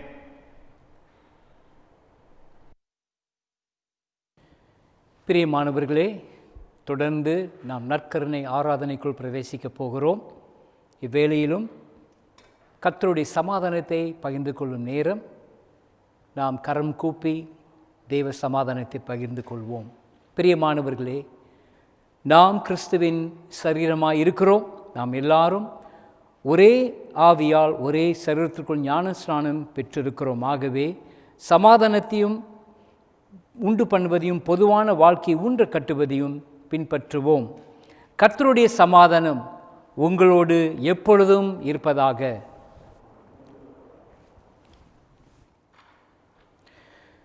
கர்த்தருடைய ஆசீர்வாதத்தை பெற்றுக்கொள்ளும்படியாக வந்திருக்கிற வேளையிலும் சற்று நேரம் நாம் கண்களை மூடி தலைகளை வணங்கி இந்த நாளிலே தேவனுடைய வார்த்தையை நாம் கேட்டோம். தேவன் தாமே நமக்கு அருளியிருக்கிற இந்த கிருபைக்காக ஸ்தோத்தரிப்போம். அவர் வருமளவும் அவருடைய அன்பிலும் உடன்படிக்கையின் உறவிலும் நாம் இன்னுமாக பலப்பட கர்த்தர் இந்த பரிசுத்த சாக்கிரமந்துக்கள் மூலமாக நம்மை பலப்படுத்துவாராக. எல்லா புத்திக்கும் மேலான தேவ சமாதானம் உங்களோடு இருந்து நீங்கள் தேவனையும் அவருடைய குமாரனாகிய நம்முடைய நாதர் இயேசு கிறிஸ்துவையும் பற்றிய அறிவிலும் அன்பிலும் நிலைத்திருக்கும்படி உங்கள் இருதயத்தையும் சிந்தையும் காக்க கடவது. பிதா, குமாரன், பரிசுத்த ஆவியும் ஆகிய சர்வ வல்லமை பொருந்திய தேவனுடைய ஆசீர்வாதம் எப்பொழுதும் உங்களோடே நிலைத்திருக்க கடவது.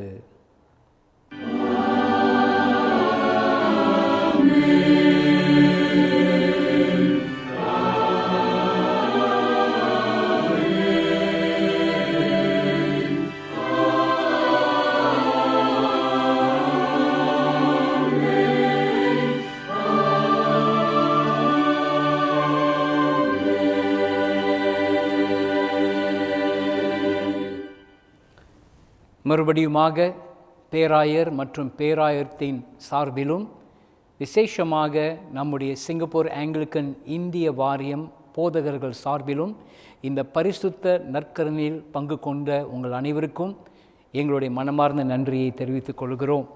இந்த ஆராதனைக்கு நிறைவு பாமாலையாக நாம் எழுந்து நின்று பாதை காட்டும் மா யெகோவா என்ற பாமாலையை பாடி இந்த ஆராதனையை ஒரு நிறைவுக்குள் கொண்டு வருவோம்.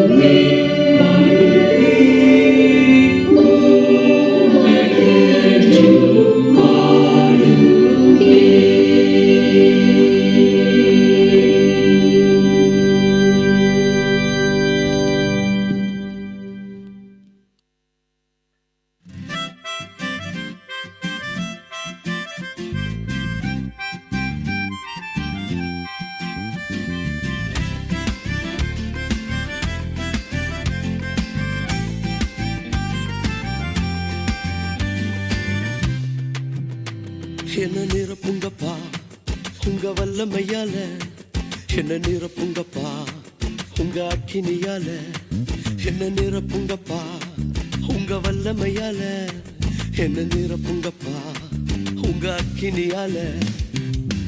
நிரப்பிடுங்க என்ன நிரப்பிடுங்க, ஆவியினாலே நிரப்பிடுங்க. நிரப்பிடுங்க என்ன நிரப்பிடுங்க, வல்லமையாலே நிரப்பிடுங்க. நிழலை தொடுவோம் சுகத்தை பெறணும், கச்சையை தொடுவோம் அற்புதம் பெறணும். என் நிழலை தொடுவோம் சுகத்தை பெறணும், கச்சையை தொடுவோம் அற்புதம் பெறணும். பேதுரு போல் என்ன நிரப்பிடுங்க, பவுலை போல் பயன்படுத்திடுங்க. பேதுரு போல் என்ன நிரப்பிடுங்க, பவுலை போல் பயன்படுத்திடுங்க. நிரப்பிடுங்க என்ன நிரப்பிடுங்க, ஆவியினாலே நிரப்பிடுங்க. நிரப்பிடுங்க என்ன நிரப்பிடுங்க, வல்லமையாலே நிரப்பிடுங்க.